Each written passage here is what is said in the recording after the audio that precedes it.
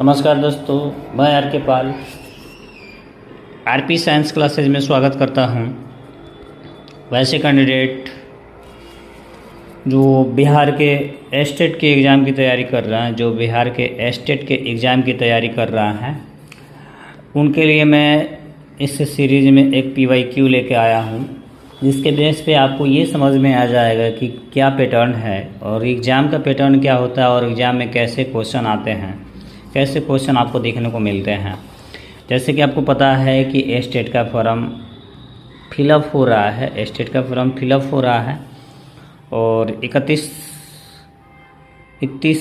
अगस्त तक लास्ट आपको टाइम दिया गया है। तो उसी को हम लोग कंटिन्यू करेंगे और वैसे ही करके PYQ सेट के रूप में हम लोग इस सीरीज़ को चलाएंगे। ठीक है, तो इसमें शुरू उसी को किया जाएगा। तो आइए हम लोग बिना देरी करते शुरू करते हैं क्लास को और पॉइंट पे आते हैं और पॉइंट पे देखते हैं। सबसे पहला क्वेश्चन, ये लगभग 100 सेट होगा, जिसमें फिजिक्स PCB होगा। फिजिक्स केमिस्ट्री बायोलॉजी का क्वेश्चन इसमें आपको देखने को मिलेगा। सब्जेक्ट से 100 क्वेश्चन आते हैं, बाकी 150 क्वेश्चन ऐसे आते हैं। तो जब एग्ज़ाम नज़दीक में आएगा तब मैं 50 नंबर वाला जो है टीचिंग वाला, उसका 1 से 2 वीडियो मैं दूंगा। उससे वो काफ़ी हद तक वो आपको कंप्लीटेड हो जाएगा, ख़त्म हो जाएगा। और पता है कि इस चैनल पे आपको रेलवे का भी वीडियो देखने को मिलता है। साइंस से रिलेटेड जो भी चीज़ें होती है वो आपको वीडियो में देखने को मिलता है। और सीटेट के लिए देखना है तो RP सीटेट पॉइंट जो सेकेंड चैनल है मेरा, वहाँ पे डेली क्लासेज TRE 4 का और सीटेट का क्लासेज वहाँ पे चलता है, और इस पे रेलवे का और बिहार स्टेट का क्लासेज चलेगा। तो चलिए बिना देरी करते हुए हम लोग क्लास को शुरू करते हैं। पहला क्वेश्चन से स्टार्ट करते हैं। फिजिक्स का 33 को क्वेश्चन होगा इसमें। प्रश्न 1 है कि 1 किलोवाट घंटा किसके बराबर होता है। 1 किलोवाट घंटा किसकी इकाई होती है। किलोवाट की बात कर दिया, 1 किलोवाट की बात कर दिया तो आपको पता है कि वाट जब भी इकाई होती है, यूनिट एंड मेजरमेंट में आप देखे होंगे, तो वाट किसकी इकाई होती है, तो वाट शक्ति की इकाई होती है। वाट किसकी इकाई होती है, शक्ति की इकाई होती है। और घंटा की बात कर दिया तो घंटा जब भी है समय का इकाई होता है, और किलो जब भी होता है द्रव्यमान का इकाई होता है। तो 3 चीज़ें आपको यहाँ पे देखने को मिली। अब पूछ रही है किसकी इकाई है, तो देखिए जहाँ समय लगेगा और शक्ति हम लगाएंगे तो वहाँ हम बहुत ज़्यादा मात्रा में किस चीज़ का यूज़ करते हैं, एनर्जी का यूज़ करते हैं।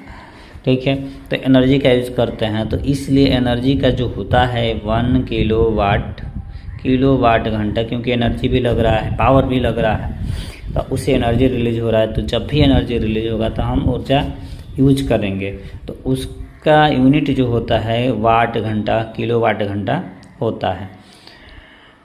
तो 1 किलोवाट घंटा में होता कितना है, कम से कम ये जाएंगे 1 किलोवाट घंटा बराबर 1000 वाट हम कह सकते हैं, 1000 वाट कह सकते हैं, या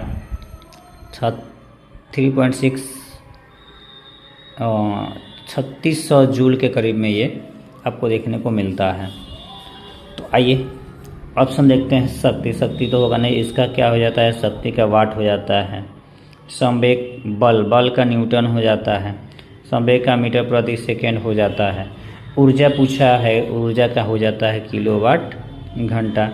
तो राइट आंसर हमारा जो हो जाएगा किलोवाट घंटा हो जाएगा, बी ऑप्शन हो जाएगा। देखिए 1 किलोवाट घंटा विद्युत ऊर्जा की व्यावसायिक इकाई है, जिसमें 1 किलोवाट घंटा बराबर, देखिए मैं अभी बताया था 1 किलोवाट घंटा बराबर 3.6 गुणे 10 के पावर 6 जूल के करीब में होता है। वही मैंने बताया था 36,000 के करीब में ये आपको देखने को मिलेगा। तो यही है 3.6 गुणे 10 की पावर 6 जूल दिखाई देता है। तो राइट आंसर हमारा ये है। व्याख्या के साथ साथ में मैं क्वेश्चन लेके आया हुआ हूँ, ताकि आप आसानी से इसको पढ़ सके और अपना नोट्स भी बना सकें। और कोई ज़्यादा डिफ़िकल्ट नहीं पूछता है। 9th 10th लेवल का क्वेश्चन आपको पूछता है। 9th 10th का NCERT जितना है उसके बेसिस पे आपको क्वेश्चन पूछता है। तो जो इम्पोर्टेंट चैप्टर है वो मैं करा दूँगा, टॉपिक वाइज ही मैं करा दूंगा। एक दिन में एक चैप्टर क्लियर कर लीजिएगा और उससे क्वेश्चन कर लीजिएगा, थ्योरी और क्वेश्चन कर लिया जाएगा। और उतना ही कर लीजिएगा तो आपके स्टेट आसानी से सब्जेक्ट जो होगा वो मजबूत हो जाएगा। आकाश का रंग नीला क्यों दिखाई देता है? आकाश का रंग नीला क्यों दिखाई देता है, ये क्वेश्चन है। तो आपको पता है कि बेजाहपिनल्ला का नाम सुने होंगे, भिवग्योर का नाम सुने होंगे, भिवग्योर। ठीक, भिवग्योर में देखेंगे तो इसमें बैगनी का तरंग दैर्घ्य सबसे अधिक होता है और इसका तरंग दैर्घ्य सबसे कम होता है, जिसकी वजह से बैगनी वाला जो है वो कम प्रकृत होता है, ये ज़्यादा प्रकृत होता है, और ये वाला जो है, ये वाला रेड वाला जो है वो कम प्रकृत का होता है, जिसकी वजह से आकाश का रंग हमें नीला इसलिए दिखाई देता है क्योंकि वहाँ पे उसका प्रकीर्णन होता है, प्रकीर्णन या अपवर्तन होता है, जिसकी वजह से वो हमारी आंखों पे नीले रूप को परिवर्तित करके दिखाई देता है। तो पूछ रहा है कि परावर्तन तो नहीं होता है, पूर्ण आंतरिक परावर्तन भी नहीं होगा, परावर्तन तो होता है, बस परावर्तन की वजह से वो नहीं होता है, वो प्रकृत होगा, आके हमारे आंखों पे चित्र आता है, अपवर्तन भी नहीं होगा, पूर्ण आंतरिक परिवर्तन भी नहीं होगा। तो बच गया कौन सा ऑप्शन, ये सी, प्रकीर्णन। देखिए, वायुमंडल द्वारा नीले प्रकाश का तरंग दैर्घ्य कम होने के कारण प्रकीर्णन सबसे अधिक होता है। बोला ना मैं कि उसका अभी बैगनी का ही सबसे ज़्यादा होता है, बाकी जितना इधर जाएंगे उसका प्रकीर्णन कम होते जाता है, जिसकी वजह से तरंग दैर्घ्य कम होने के कारण उसका प्रकीर्णन सबसे अधिक होगा और तरंग दैर्घ्य उसका कम होगा नीले प्रकाश का, जिसकी वजह से आकाश का रंग नीला दिखाई देता है। तो राइट आंसर जो हो जाएगा वो प्रकीर्णन हो जाएगा, स्कैटरिंग इसको कहते हैं। अगला क्वेश्चन है कि विद्युत बल्ब का फिलामेंट किस धातु का बना होता है? तो पता है कि बल्ब जो होता है वो सिंपल सी बात है कि वो टंगस्टन कार्बाइड का वो बना होता है, टंगस्टन कार्बाइड का बना होता है। और उसका फिलामेंट जो होता है, फिलामेंट वही एक पतला तंतु होता है, आपको पता है फिलामेंट को क्या बोलेंगे, एक पतला तंतु होता है, फिलामेंट एक पतला तंतु होता है, तो उसका बना होता है, फिलामेंट का बना होता है। तो राइट आंसर इसमें तो कुछ देखना ही नहीं है, राइट आंसर हमारा जो हो जाएगा वो टंगस्टन हो जाएगा।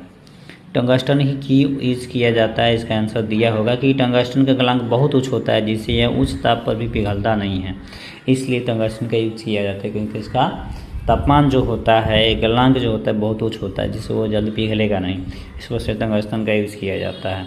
अब देखिए ऑप्टिक्स चैप्टर है, ऑप्टिक्स चैप्टर से क्वेश्चन आपको देखने को बहुत ज़्यादा मिलते हैं। तो वही आपका क्वेश्चन यहाँ पे दिया, समतल दर्पण द्वारा बना प्रतिबिंब होता है, ये आपका समतल दर्पण हो गया, ठीक है। अब इसमें प्रतिबिंब कैसे बनेगा वो पूछ रहा है। तो देखिएगा कि समतल दर्पण जब भी हम देखते हैं तो हमारा समतल दर्पण में जब भी हम देखते हैं तो हमारा प्रतिबिंब बिल्कुल सीधा का सीधा दिखाई देता है, बिल्कुल सीधा का सीधा दिखाई देता है, और जब भी दिखाई देगा तो वो क्या होगा, वो आभासी दिखेगा, बिल्कुल वो क्या होगा, आभासी दिखने को मिलता है, आभासी देखने को मिलता है, ठीक है। तो पूछा है कि समतल दर्पण द्वारा बना प्रतिबिंब कैसा होता है। तो इसकी बात अगर हम करेंगे तो इसकी बात देखिए, वास्तविक और सीधा, वास्तविक तो बनता ही नहीं है, आभासी और उल्टा नहीं बनता है, सीधा बनता है। वास्तविक और उल्टा, वास्तविक को हटा दीजिए तो आभासी और सीधा बनता है। समतल दर्पण हमेशा वस्तु का आकार आभासी और सीधा प्रतिबिंब ही बनाता है, समतल दर्पण की बात अगर आ गई तो राइट आंसर हमारा जो हो जाएगा क्या हो जाएगा, आभासी और सीधा हो जाएगा। अगला क्वेश्चन हम देखते हैं कि ध्वनि तरंगे किस प्रकार की तरंगे हैं। देखिए ध्वनि तरंग, प्रकाश की बात हम करते हैं तो प्रकाश क्या है, अनुप्रस्थ तरंग है, ठीक है। आपको अनुदैर्घ्य तरंग है, अनुप्रस्थ तरंग है। लेकिन ध्वनि में दोनों चीज़ें रहती हैं, तो अनुनाद इसमें उत्पन्न होता है, ध्वनि में देखें तो अनुनाद उत्पन्न होता है। तो अनुनाद जहाँ उत्पन्न होता है उसमें क्या उसमें अनुदैर्घ्य तरंग होता है, उसमें क्या होगा, उसमें अनुदैर्घ्य तरंग देखने को आपको मिलता है। तो देखिए उसमें राइट आंसर हमारा जो हो जाएगा उसको बोलेंगे अनुदैर्घ्य तरंग, क्योंकि इसमें किस चीज़ की ज़रूरत पड़ती है, तो इसमें माध्यम की ज़रूरत पड़ती है, ठीक है। तो ध्वनि तरंगों के संचारण के लिए माध्यम की आवश्यकता होती है और ये अनुदैर्घ्य तरंग होती है। तो राइट आंसर हमारा जो है अनुदैर्घ्य तरंग हो जाएगा। देखिए मैंने बोला ना कि काफ़ी इम्पोर्टेंट है ऑप्टिक्स चैप्टर, और इन्होंने बहुत क्वेश्चन ऑप्टिक्स से दिया था। ऑप्टिक्स जो चैप्टर है काफ़ी इम्पोर्टेंट है, हाँ इसको पढ़ लेंगे तो 5 से 6 क्वेश्चन आपको आसानी से हो जाएगा, तो इसको पढ़ा जाएगा। अब देखिए यहाँ पे क्वेश्चन अगला जो आया है, अगला क्वेश्चन है कि निकट दृष्टि दोष मायोपिया को दूर करने के लिए किस लेंस का उपयोग किया जाता है। निकट दृष्टि दोष मायोपिया को दूर करने के लिए किस लेंस का उपयोग होता है। निकट दृष्टि दोष, निकट अगर बात करते हैं यहाँ पे देखें तो निकट लास्ट में क्या आ रहा है, अ आ रहा है, और इसमें आपको शायद इसमें दिखाई देगा, और सॉरी अ इसमें सुनाई देगा। अगर इसको पूरा तोड़े तो अ से क्या होता है अवतल लेंस, अ से क्या होता है अवतल लेंस। एक्चुअली में ये होता है क्या है मायोपिया। तो मायोपिया में क्या होता है कि इसमें नज़दीक की वस्तु देख पाते हैं लेकिन दूर की वस्तु को दिख ही नहीं पाते हैं, तो इसको निकट दृष्टि दोष का नाम दिया जाता है। तो राइट आंसर हमारा जो हो जाएगा अवतल लेंस आ जाएगा। उसी तरह से दूर आएगा, उसी तरह से एक और दूर आएगा दूर, जिसको हाइपरमेट्रिया कहा जाएगा। तो दूर देखिए ऊ इसमें आ रहा है, यानी उससे कौन सा लेंस का उपयोग करेंगे हम, तो उत्तल लेंस का उपयोग हम करते हैं। तो इसका उत्तल लेंस का उपयोग करते हैं। तो दूर में उत्तल का, दूर का दिखाई देगा, नज़दीक का नहीं दिखाएगा, बिल्कुल उल्टा होता है। ठीक है, तो इसमें अवतल लेंस का उपयोग हम लोग करते हैं। और निकट दृष्टि दोष में दूर की वस्तु स्पष्ट नहीं दिखाई देती, जिसके निवारण है तो अवतल लेंस प्रयुक्त होता है। ठीक है, अब अगला देखिए प्रतिरोध का संयोजन दिया है। प्रतिरोध का श्रेणी क्रम संयोजन में कौन सी राशि समान होती है। तो आपको पता है प्रतिरोध जब भी संयोजित होगा तो R1 श्रेणी क्रम में R1 plus R2 plus R3 ऐसे डैश करके पाया जाता है। उसी तरह से समानांतर क्रम की अगर हम बात करते हैं तो 1/R1 plus 1/R2 plus 1/R3 ये हो जाता है। और ये किस पे काम करता है, तो विद्युत धारा वोल्ट पे काम करता है, I/R हो जाता है। ठीक है, V = I/R, V = I/R हो जाता है। R यहाँ पे निकालते हैं तो V/I हो जाता है। ये मेन फार्मूला होता है प्रतिरोध का। तो ये जब भी डिपेंड करता है, जब भी निर्भर करता है, तो ये कांस्टेंट कभी भी विद्युत धारा I जो होती है वो कभी भी कांस्टेंट रहती है और वोल्ट चेंज होते रहता है। तो यही पूछा है कि श्रेणी क्रम संयोजन में कौन सी राशि समान रहती है। तो उसमें ऑफकोर्स क्या विभवांतर नहीं, विद्युत धारा ही क्या रहती है वो समान रहती है, वो आपको देखने को मिलता है। देखिए विद्युत धारा होगा और श्रेणी क्रम में प्रत्येक प्रतिरोध से प्रवाहित होने वाली धारा का मान क्या होता है, ये समान होता है। तो राइट आंसर वही हो जाएगा। अगला क्वेश्चन देखते हैं, क्वेश्चन नंबर 8, खट्टरे के सिंगल में लाल रंग क्यों प्रयुक्त होते हैं। तो अभी मैं रीजन बता के लेकर आया था, विबग्योर में अगर देखें तो इसका तरंग दैर्घ्य कम होता है, जिससे ये प्रकीर्णित कम होता है। और कुआं में देखेंगे तो बहुत देर तक ये डार्क हमको देखने को मिलता है। इसी वजह से इस प्रकृत तरंग दैर्घ्य कम होने की वजह से प्रकीर्णन इसका सबसे कम होगा तरंग दैर्घ्य, क्योंकि इसका कम है इस वजह से, इसलिए प्रकृत कम होगा और कुहासे वगैरह में एकदम अच्छा तरीके से स्पष्ट दिखाई देगा।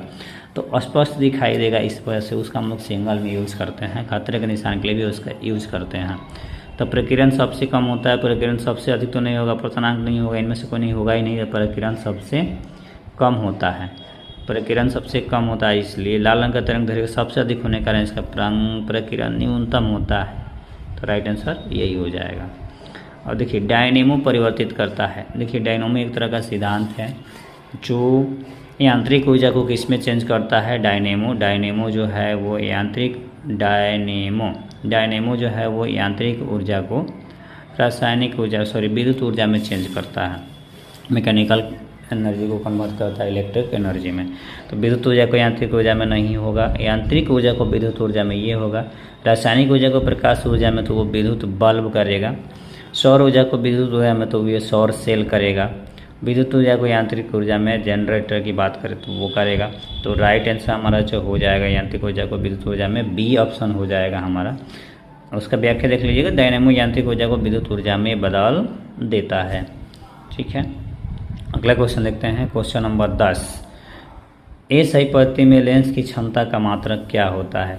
लेंस की क्षमता P/1/f यही होता है। फोकस का व्युत्क्रम होता है P = 1/f। और इसकी फोकस दूरी को मीटर में मापते हैं या डाईऑप्टर में। लेंस का ऐसे मात्रक जो होता है डाईऑप्टर होता है। ठीक है, तो मीटर तो होगा नहीं, वाट होगा नहीं, हर्ट्ज ये आवृत्ति का है, हर्ट्ज ये शक्ति का है, पावर का है, और मीटर तो लंबाई का भी ले सकते हैं। डाईऑप्टर राइट आंसर हमारा हो जाएगा। तो देखिए डाईऑप्टर आंसर दिया हुआ है। लेंस की क्षमता कैसे मानते हैं, तो जो फोकस दूरी का व्युत्क्रम होता है, मैं बोला ना P = 1/f, उसके व्युत्क्रम को हम लोग लेंस की क्षमता कहते हैं। अब देखिए क्वेश्चन यहाँ पे देखिए कि अंतरिक्ष यात्री को आकाश का रंग कैसा दिखाई देता है। तो सिंपल भाषा में आप समझिए कि आकाश का रंग उसको काला दिखाई देता है, ठीक है, काला दिखाई देगा। क्यों कि वायुमंडल की अनुपस्थिति के कारण अंतरिक्ष में प्रकाश का प्रकीर्णन ही नहीं होता, अतः आकाश काला दिखाई देता है। क्योंकि वायुमंडल में जितने भी व्यक्ति रहते हैं वहाँ पे वायुमंडल की अनुपस्थिति के कारण ही अंतरिक्ष में प्रकाश का प्रकीर्णन ही नहीं हो पाता है। तो राइट आंसर हमारा जो हो जाता है काला हो जाएगा। समझ पाए होंगे आई होप। आइए अगला क्वेश्चन देखते हैं, क्वेश्चन नंबर 12। क्वेश्चन नंबर 12 देखेंगे कि कार्य का ए सही मात्रक क्या है। देखिए यूनिट एंड मेजरमेंट से, यूनिट एंड मेजरमेंट से काफ़ी ज़्यादा आप क्वेश्चन मिलेंगे। ऑप्टिक्स से देखने को मिलेंगे, कुछ चैप्टर आप मैग्नेटिक्स से देखने को क्वेश्चन आपको मिल जाएंगे। तो पूछा है इसमें कार्य का ए सही मात्रक, तो ऑप्शन थोड़ा देखते हैं। जूल, न्यूटन तो बल का है, न्यूटन किसका है, बल का। वाट शक्ति का है। पास्कल जो होता है दाब का होता है, दाब का ऐसे ही मात्रक। और कार्य का होता है जूल, कार्य का क्या होता है, जूल। एनर्जी भी रहता, ऊर्जा भी रहता तो उसका जूल होता है। ऊर्जा का भी रहता तो उसका भी क्या होता है, जूल होता है। कार्य का भी जूल होता है। तो राइट आंसर हमारा तो हो जाएगा जूल। ऑप्शन में देख सकते हैं कार्य और ऊर्जा दोनों का सही मात्रक क्या होता है, जूल होता है। अब देखिए बहुत अच्छा क्वेश्चन आया, चाल का सूत्र क्या है। ये चैप्टर 2 9th का चैप्टर 2 है, वहाँ से क्वेश्चन आपको देखने को मिलता है।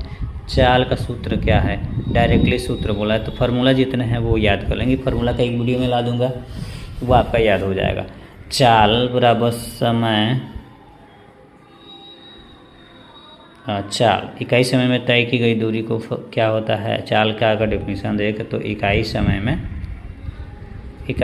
में तय की गई दूरी, इकाई समय में तय की गई दूरी ये क्या कहलाती है, चाल कहलाती है। इकाई समय में तय की गई दूरी को हम लोग चाल कहते हैं। अतः चाल का डेफिनेशन की बात करें तो ये हो जाता है दूरी अपवन में समय। इकाई समय में तय की गई दूरी को हम लोग क्या कहते हैं, चाल कहते हैं। यानी स्पीड अपवन डी अपवन टी, स्पीड हो जाएगा डी अपवन टी। तो राइट आंसर हमारा जो हो जाएगा दूरी बटे समय हो जाएगा। और इकाई समय में तय की दूरी को चाल कहते हैं, जो मैंने बता के लाया वही चीज़ है। अब देखिए पास्कल किसका मात्रक है, तो आपको अभी मैं लेके आपको बता के लेके आया। बल का क्या होगा, न्यूटन होगा। ऊर्जा जो होगा, ऊर्जा का जूल होगा। और तापमान का सेल्सियस होगा या केल्विन होगा, ठीक है, ये ऊष्मा का हो जाएगा, ऊष्मा का ये हो जाता है। और दाब जो होता है, दाब का इकाई क्या होता है, पास्कल होता है। दाब का इकाई क्या होगा, पास्कल होगा। तो राइट आंसर हमारा जो हो जाएगा दाब हो जाएगा। समझ पाए। अगला क्वेश्चन देखते हैं कि प्रतिवर्ती धारा एसी को दिशा में बदलने वाले यंत्र को क्या कहते हैं। बहुत ही इंपॉर्टेंट क्वेश्चन है, मस्ट इंपॉर्टेंट है, इसको कर लेंगे, मस्ट इंपॉर्टेंट क्वेश्चन है और ये देखने को आपको मिलता है। तो देखिए इसमें कह रहा है कि एसी को डीसी में चेंज करने के लिए, एसी को डीसी में चेंज करेगा तो उसको हम बोलते हैं रेक्टिफायर। क्या बोलते हैं, रेक्टिफायर। इन्वर्टर नहीं होगा और ट्रांसफ़र नहीं होगा। ट्रांसफ़र तो क्या करता है, ट्रांसफ़र तो वोल्टेज को चेंज करता है, वोल्टेज को परिवर्तित करता है। मोटर होगा ही नहीं, तो राइट आंसर हमारा जो हो जाएगा रेक्टिफायर हो जाएगा। ठीक है, रेक्टिफायर एसी को डीसी में क्या करता है, परिवर्तित करता है। क्वेश्चन नंबर 16 देखते हैं। क्वेश्चन नंबर 60 करेंगे, सौर सेल में किस ऊर्जा का रूपांतरण होता है। देखिए सौर सेल जब भी होगा वो प्रकाश देता है और प्रकाश उसको हम लोग कन्वर्ट करते हैं विद्युत ऊर्जा में, इलेक्ट्रिक ऊर्जा में। किसमें, विद्युत ऊर्जा में उसको हम लोग कन्वर्ट करते हैं विद्युत ऊर्जा में।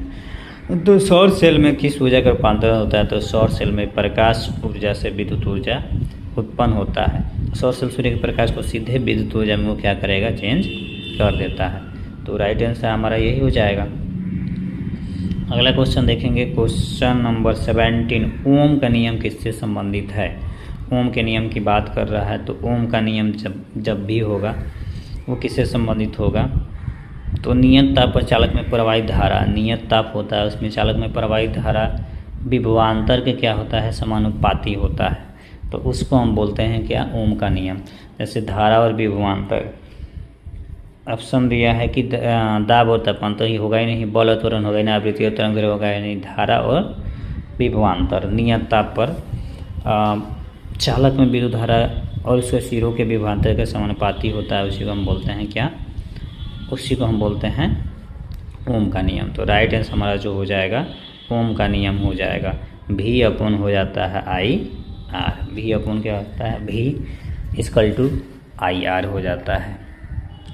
अब देखिए अगला क्वेश्चन है, हीरा के चमकने का मुख्य कारण। ये जितने क्वेश्चन है सब लाइट चैप्टर है जिसको ऑप्टिक्स कहते हैं। ऑप्टिक्स काफ़ी इंपॉर्टेंट क्वेश्चन है जो आपको देखने को मिलता है और काफ़ी इंपॉर्टेंट है।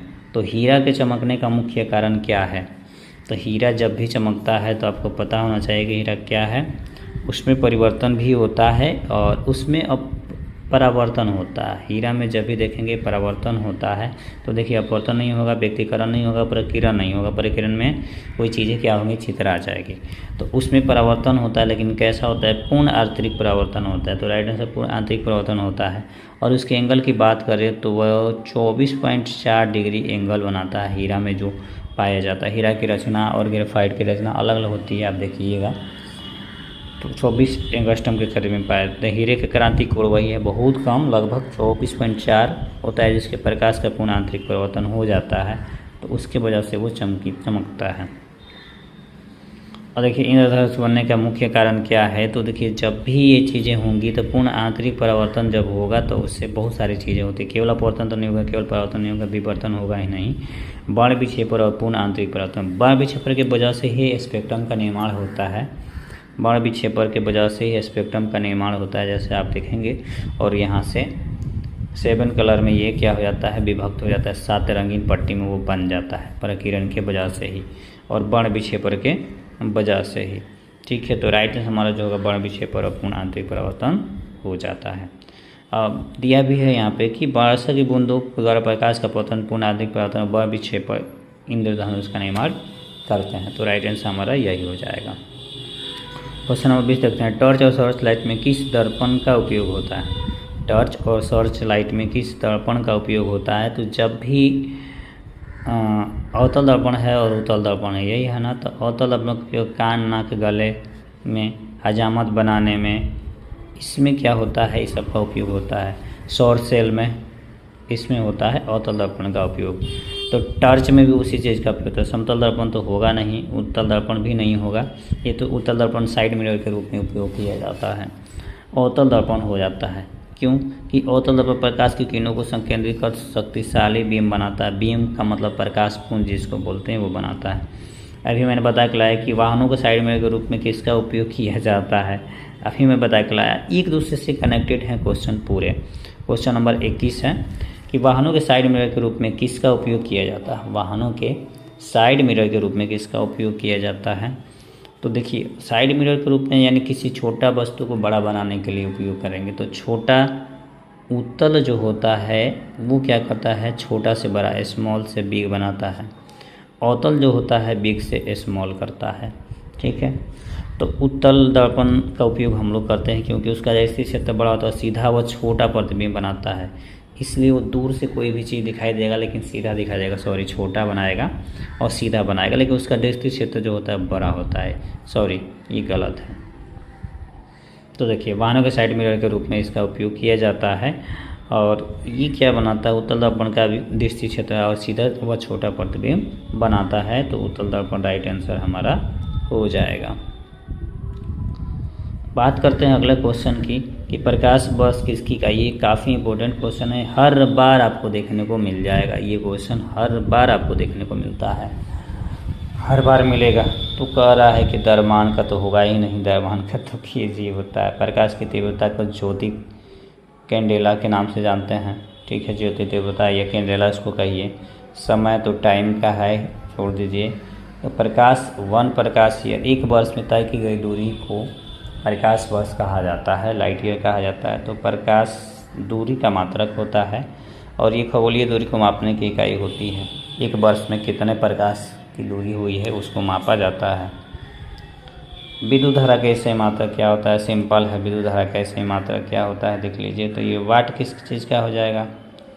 वाट जो हो जाएगा वो शक्ति का हो जाएगा। ओम प्रतिरोध का है, ओम प्रतिरोध का ऐसे ही मात्रक है। वोल्ट पता ही है और एम्पियर हो जाएगा विद्युत धारा का। वोल्ट जो हो जाएगा विभवांतर का हो जाता है, विभवांतर का हो जाता है, विभवांतर का हो जाता है वोल्ट। तो राइट आंसर हमारा जो आना चाहिए वो एम्पियर आना चाहिए। विद्युत धारा को एम्पियर में मापा जाता है। एम्पियर को हम ए से दिखाते हैं, एम्पियर को हम ए से दिखाते हैं।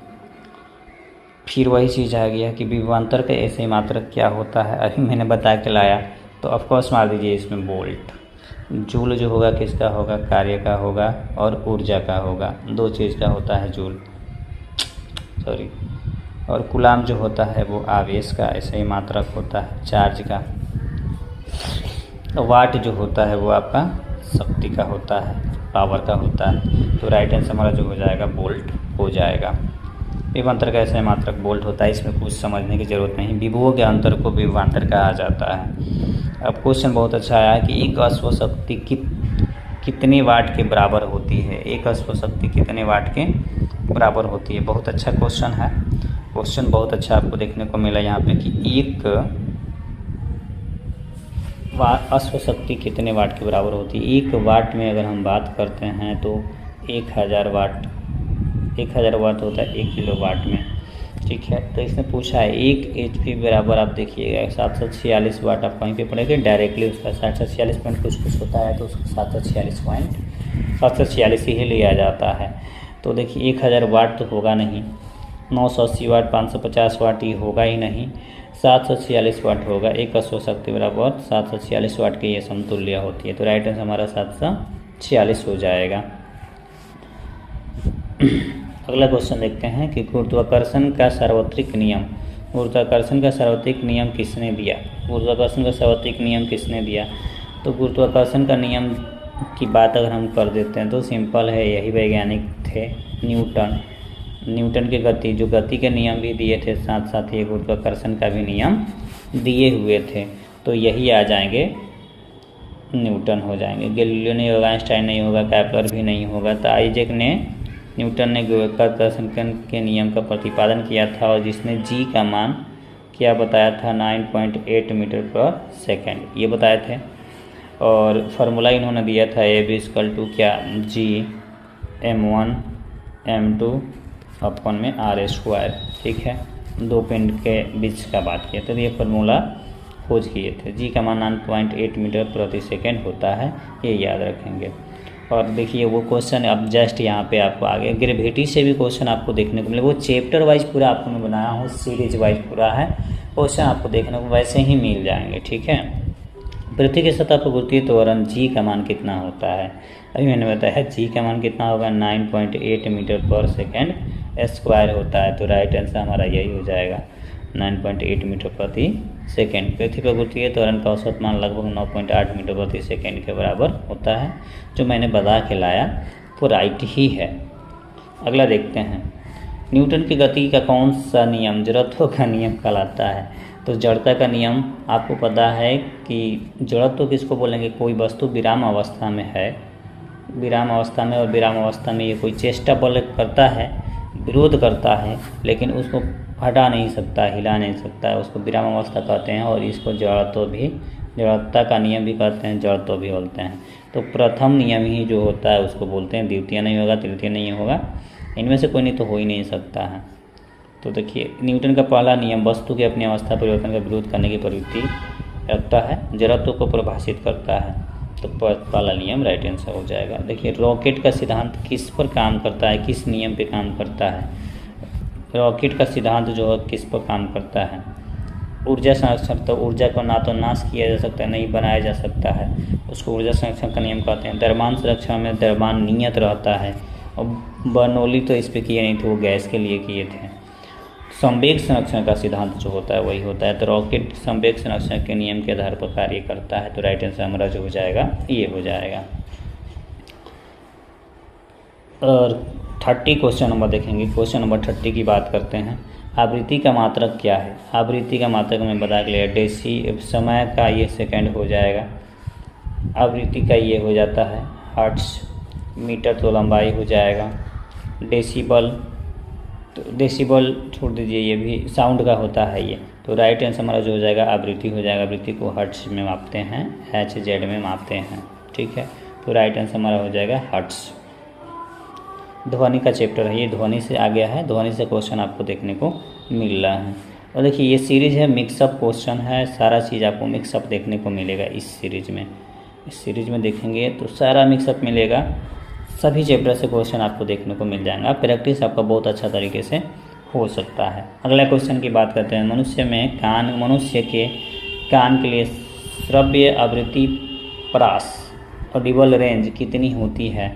तो आपको पता है श्रव्य ध्वनि और अश्रव्य ध्वनि दो चीज़ें होती हैं। जो ध्वनि सुनाई दे और उसको हम आसानी से सुन सके, कान सह सके, उसको श्रव्य ध्वनि कहते हैं। और जो हल्ला हो, जो प्रिय नहीं हो, उसको अश्रव्य ध्वनि कहा जाता है। तो 20 HZ से 20,000 HZ तक ध्वनि जो होता है उसको हम लोग श्रव्य ध्वनि के रूप में रखते हैं, उसको हम लोग श्रव्य ध्वनि के रूप में रखते हैं। तो राइट आंसर तो यही हो जाएगा।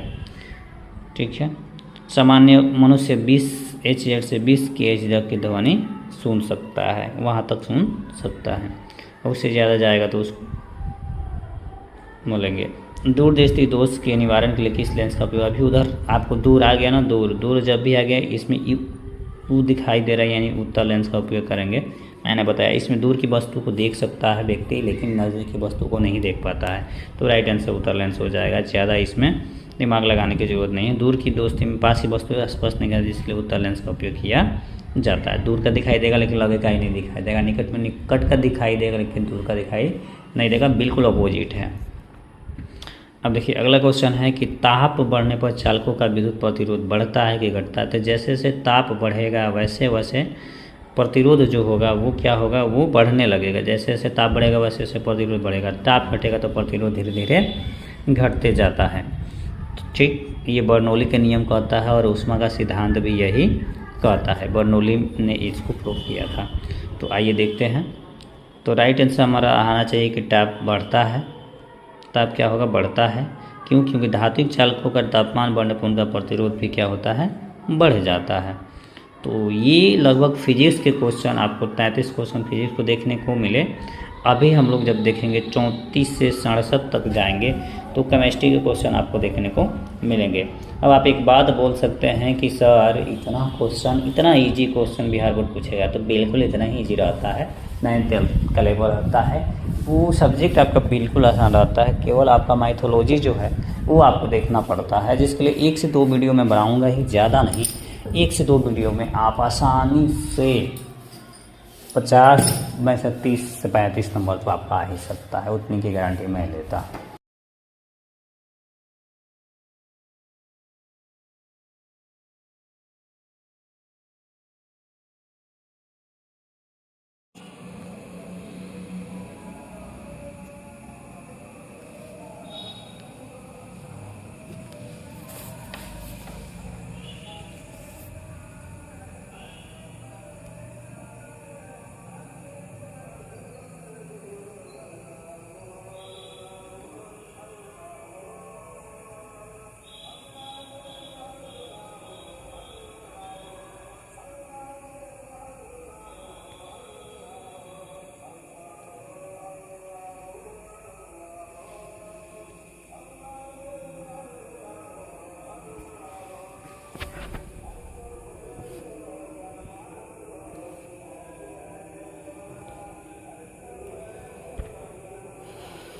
नेक्स्ट क्वेश्चन हम देखते हैं।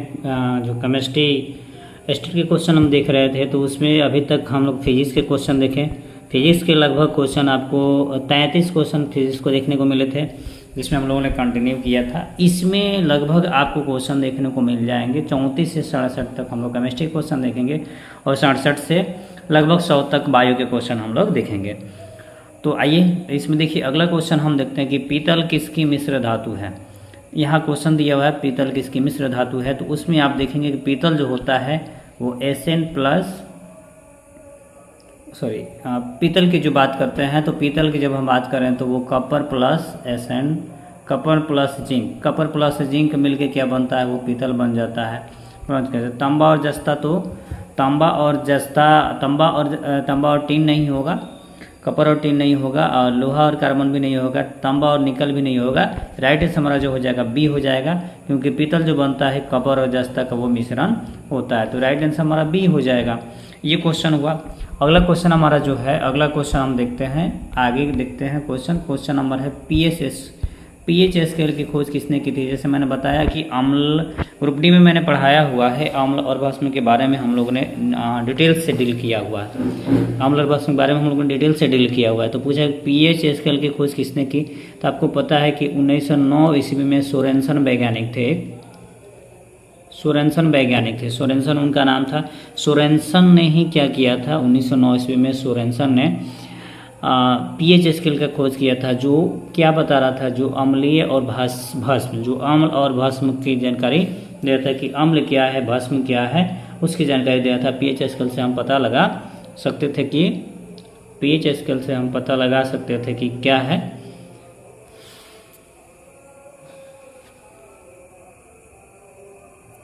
पीएच स्केल से हम पता लगा सकते थे कि अम्लीय है या क्षारीय है। तो रदरफोर्ड तो होगा नहीं, ये परमाणु का खोज किए थे। बायल जो है ऑक्सीजन का खोज किए थे।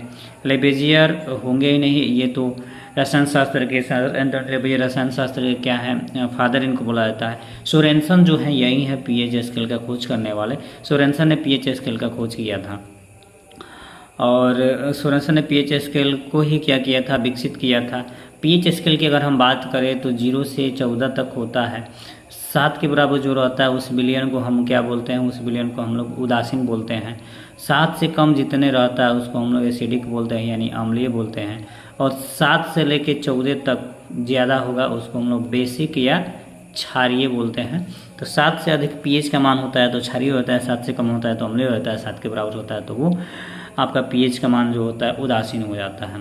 अगला क्वेश्चन है कि बेकिंग सोडा का, क्वेश्चन नंबर 36 देखेंगे। बेकिंग सोडा का रासायनिक नाम क्या है?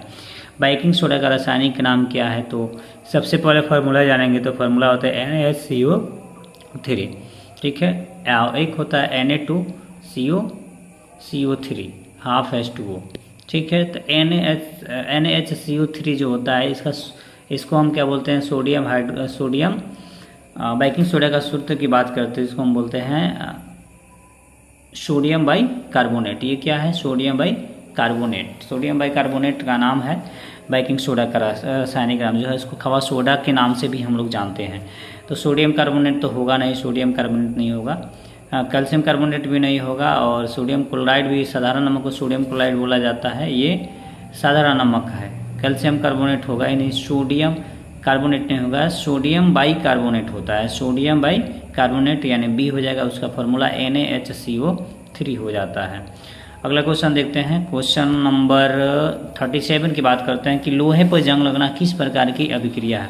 देखिए ये क्वेश्चन में 1 मिनट तो आपको लगेगा ही लगेगा, क्योंकि उसमें मैं जो बता रहा हूँ थोड़ा सा डीपली बता रहा हूँ, ताकि आपका थ्योरी भी क्लियर होते चले और कंसेप्ट भी क्लियर होते चले, ठीक है। ऑक्सीडेशन से यानी रिएक्शन से काफ़ी ज़्यादा आपको क्वेश्चन देखने को मिलेंगे, और एसिड बेस साल्ट से भी क्वेश्चन हैं। हर चैप्टर से आपको चैप्टर वाइज 8 से 10 क्वेश्चन आपको देखने को इसमें मिल ही जाएंगे, और 8 से 10 क्वेश्चन आपको कराया ही जाएगा। लगभग 33 में क्वेश्चन ले आऊँ तो सभी चैप्टर से मिक्स करके लिया। और ये PYQ बेस पे है, PYQ में क्वेश्चन यहाँ से आपको आए हुए हैं, मैं वही क्वेश्चन अभी करा रहा हूँ। इसके बाद से हम लोग जो प्रैक्टिस करेंगे, थोड़ा सा एक बार में फिजिक्स, एक बार में केमिस्ट्री और एक बार में बायो करने का प्रयास करेंगे। वो फुल्ली आपका जो होगा वो क्लासेज फुल्ली जो होगा वो आपके चैप्टर वाइज होगा और नए सिरे से होगा। देखिए अगला इसमें क्वेश्चन, लोहे पर जंग लगना किस प्रकार की अभिक्रिया है। इन्होंने अभिक्रिया पूछ दिया, तो आपको पता है कि जल के साथ जलवाष्प के साथ अगर उसको रख दे, खुली वायु में छोड़ देते हैं ऑक्सीजन के साथ, तो वो जलवाष्प बना लेता है, और वही जलवाष्प क्या करता है, जंग का रूप ले लेता है। यानी उसमें ऑक्सीजन के संपर्क में, यानी ऑक्सीजन क्या होता है उसमें ऐड होता है, तो ऑक्सीजन को जोड़ने की क्रिया और हाइड्रोजन बाहर निकलने की क्रिया को हम लोग कौन सा अभिक्रिया बोलते हैं, तो उसको बोलते हैं ऑक्सीकरण अभिक्रिया। तो जंग लगना जो है एक इस तरह से रासायनिक अभिक्रिया भी है, तो रासायनिक अभिक्रिया इन्होंने इसमें दिया नहीं है। उदासीनीकरण होगा नहीं, उदासीनीकरण में तो अम्ल भस्म में मिल जाते हैं, तो उसको उदासीनीकरण में। अपचयन होगा ही नहीं, किसी चीज़ को तोड़ना हो जाता है, और आसवन विधि होगा ही नहीं।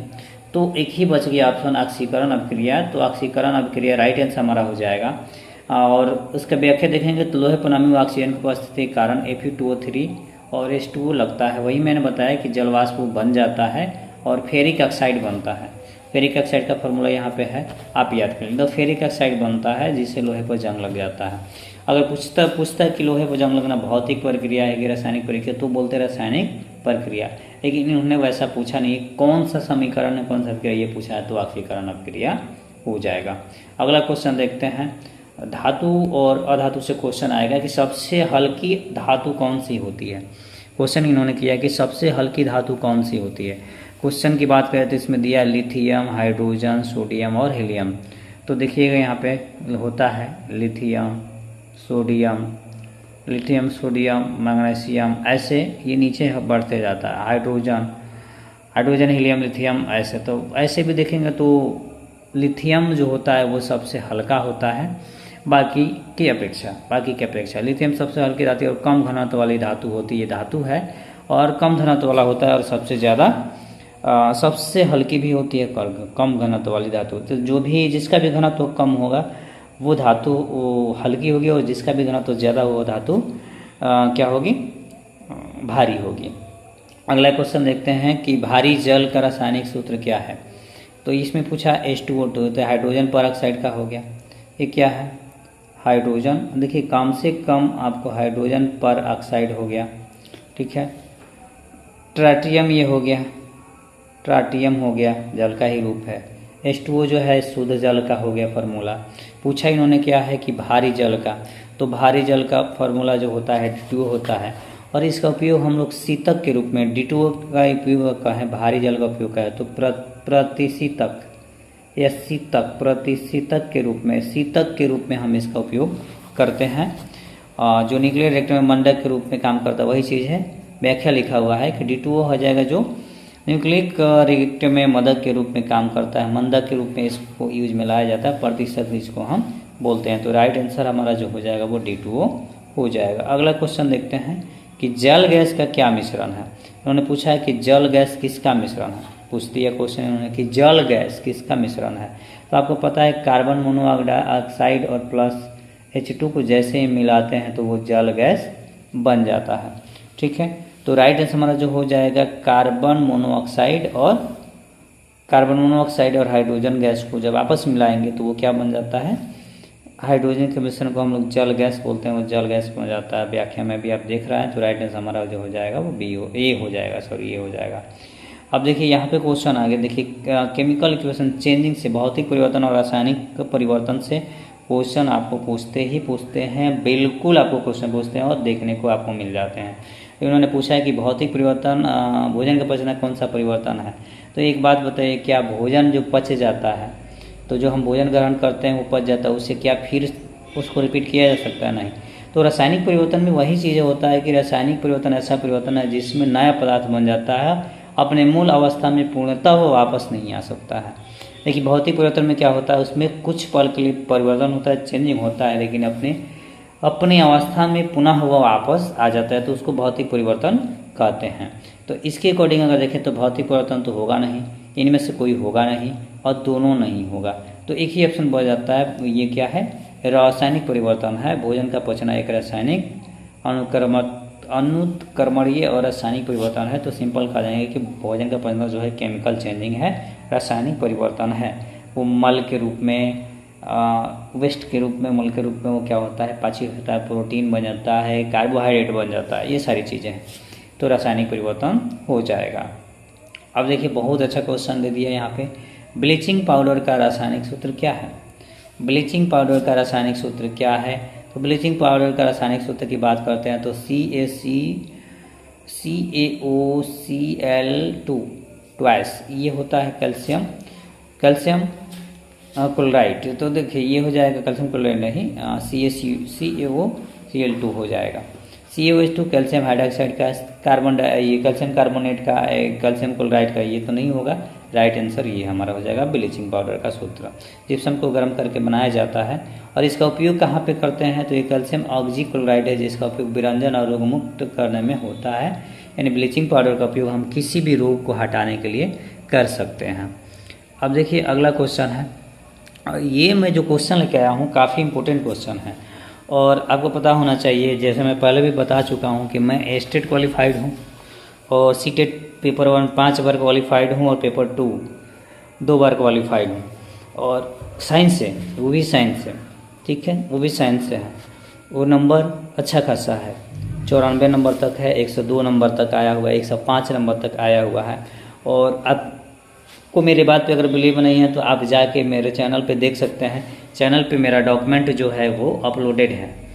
तो ऐसा नहीं है कि मैं कहीं से पढ़ा रहा हूँ या अपने से नया नया हूँ। चैनल थोड़ा सा छोटा है क्योंकि बहुत व्यवस्था रहती है, इसमें अपना संस्था चलाना है, पढ़ाई भी अपनी करनी है और फैमिली को भी लेके चलना है। सारी चीज़ों को मैं लेके चलता हूँ और फिर आपके लिए कुछ क्लासेस भी मैं देने का प्रयास करता हूँ। तो बहुत इम्पोर्टेंट है वो सारी चीज़ें, और ऐसा नहीं कि मैं आज ही से काम कर रहा हूँ। आप देख रहे होंगे 2022 से ही मेरा चैनल चल रहा है और अच्छा खासा आप लोग का प्यार मिलता है। मैं एक्टिव थोड़ा कम रह पाता हूँ क्योंकि बहुत सारे वर्क है, प्राइवेट जॉब में बहुत दिक्कतें होती हैं। कोचिंग चलाना है, वो एक जिम्मेदारी है, जिम्मेदारी निभाना है ऑफलाइन के बच्चों को, प्लस आपके लिए भी समय देना है और अपनी भी पढ़ाई अभी भी जारी है क्योंकि TRE, जैसे मैंने पिछले वीडियो में बताया था कि TRE 4 के तैयारी में मैं भी हूँ कि TRE 1 में मैं 1 नंबर से छठा था, फिर मुझे मौका नहीं मिला क्योंकि मैं डीलेट किया था। लेकिन अभी 1 to 5 6 to 8 9 10 तीनों के लिए एलिजिबल हूँ। एस्टेट भी क्वालिफाइड है, सीटेट भी क्वालिफाइड है, सारी चीज़ें। तो ऐसा नहीं कि मैं कहीं से कुछ भी लेके आके पढ़ा रहा हूँ। ये PYQ बेस पे मैं जो एग्ज़ाम दिया था उसी क्वेश्चन को मैं PPT खुद से बनाता हूँ, फिर आपके सामने लाता हूँ। और बहुत ही जल्द 1 से 2 मंथ के अंदर हमारी प्रयास ये है, आप लोग का सपोर्ट रहा और थोड़ा सा सब्सक्राइबर भी गेन हो गए और आप लोग का सपोर्ट इससे बना, तो मेरा प्रयास है कि मैं डिजिटली बोर्ड पे आऊँ, वहाँ पे कॉन्फिडेंस थोड़ा सा ज़्यादा बढ़ेगा और आप हमको बढ़िया से देख भी पाएंगे और अच्छा तरीके से मैं आउटपुट भी दे पाऊँगा। यहाँ पे भी आउटपुट देता ही हूँ। तो राइट आंसर हमारा जो हो जाएगा वो सिल्वर ब्रोमाइड का उपयोग किया जाता है, बाकी चीज़ का नहीं किया जाता है। ये प्रकाश के प्रति संवेदनशील होता है, फार्मूला इसका AgBr होता है। सिल्वर ब्रोमाइड का उपयोग किया जाता है, ऑप्शन नंबर ए हो जाएगा। अब देखिए बहुत अच्छा क्वेश्चन आ गया, पीरियोडिक टेबल से क्वेश्चन आया कि आधुनिक आवर्त सारणी के जनक कौन है। क्वेश्चन क्या है क्वेश्चन दोस्तों ये है कि आधुनिक आवर्त सारणी के जनक कौन है। तो आपको पता है कि आवर्त सारणी में बहुत आदमी खोज किए, डोब्रेनर किए थे, संयोजकता पे खोज हुआ था, धातु अधातु पे खोज हुआ था, फिर त्रियक नियम आया, फिर न्यूलैंड्स भी काम किए, अष्टक नियम देते। डोब्रेनर जो है वो त्रियक नियम आपको दिए थे, पता है। न्यूलैंड्स जो है वो अष्टक नियम दिए थे। मेडलिफ जो है वो पुराने आवर्त सारणी को दिए थे और मोसले जो है वो क्या किए थे, मोसले जो है वो आधुनिक आवर्त सारणी को दिए थे। तो इन्होंने क्वेश्चन यही किया कि आधुनिक आवर्त सारणी के जनक कौन थे। तो उसके अकॉर्डिंग हम देखें तो हमारा राइट आंसर क्या होना चाहिए, उसके अकॉर्डिंग अगर हम देखें तो हमारा राइट आंसर जो होना चाहिए वो मोसले होना चाहिए। राइट आंसर हमारा क्या हो जाएगा, मोसले हो जाएगा। आइए अगला क्वेश्चन की तरफ बढ़ते हैं। अगला क्वेश्चन है कि धोने का सोडा का रासायनिक नाम क्या है। धोने का सोडा का रासायनिक नाम, रासायनिक सूत्र क्या है। देखिए आगे यहाँ पे धोने का सोडा, अभी मैं इधर बता के लाया कि Na2CO3 अगर आता है तो वो बेकिंग सोडा का था, खाने वाला सोडा को सोडियम बाइकार्बोनेट इसको हम बोलते हैं, सोडियम बाइकार्बोनेट बोलेंगे।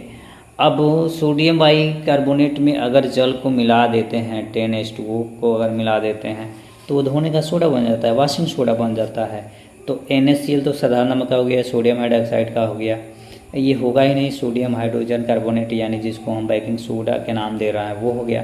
तो राइट आंसर हमारा तो यही होगा Na2CO3 10H2O, ये राइट आंसर हमारा हो जाएगा। ये राइट आंसर हमको देखने को मिल जाता है क्या, 1 नंबर, ऑप्शन नंबर 1। आइए अगला क्वेश्चन की तरफ हम बढ़ते हैं।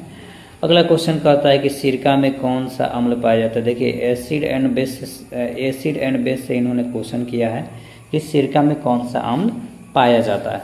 तो आपको पता होना चाहिए जितनी भी चीज़ें खट्टी चीज़ें हैं उसमें एसिटिक अम्ल पाया जाता है, और सिरका जो होता है इसमें कौन सा अम्ल पाया जाता है, तो इसमें एसिटिक अम्ल पाया जाता है। एसिटिक अम्ल सिरका में पाया जाएगा।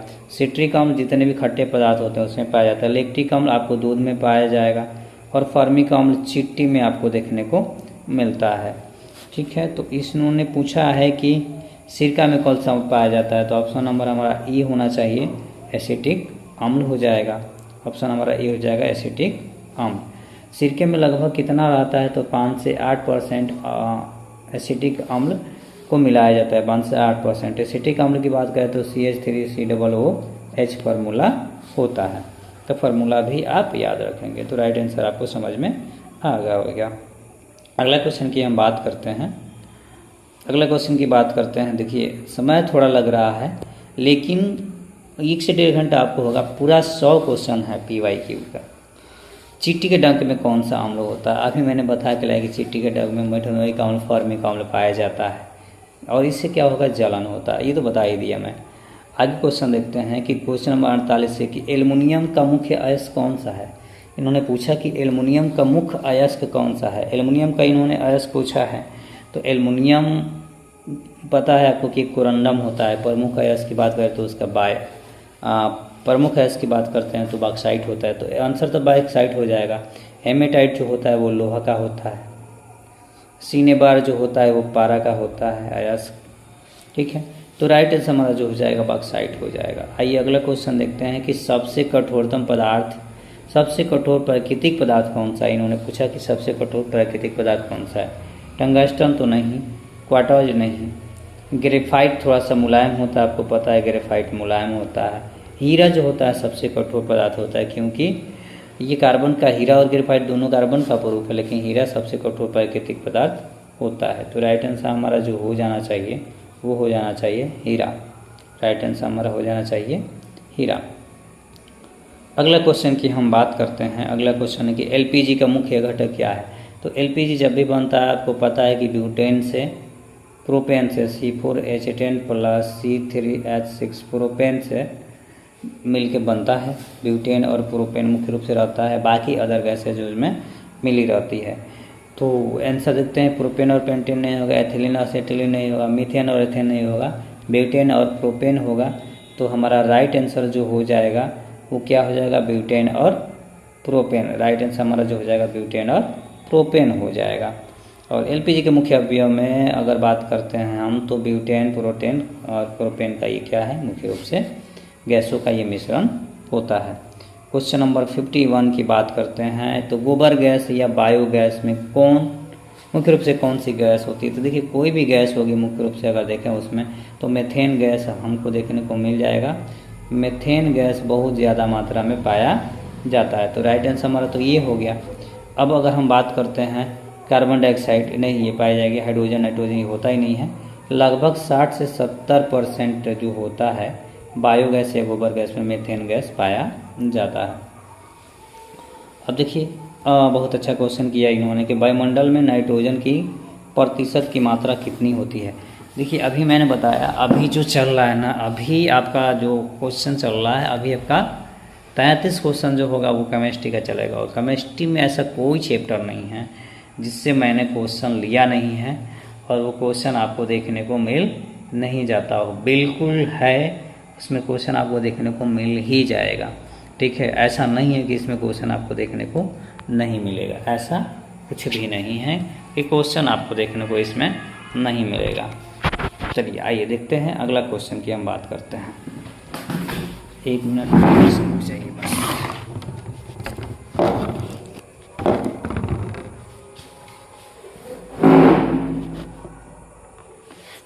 अगले क्वेश्चन की अगर हम बात करें,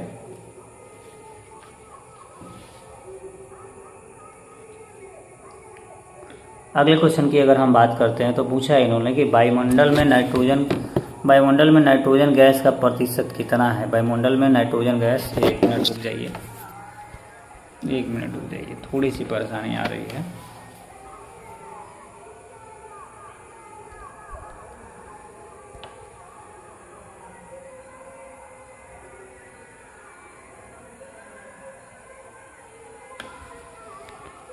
तो देखेंगे यहाँ पे कि वायुमंडल में नाइट्रोजन गैस की मात्रा कितनी है।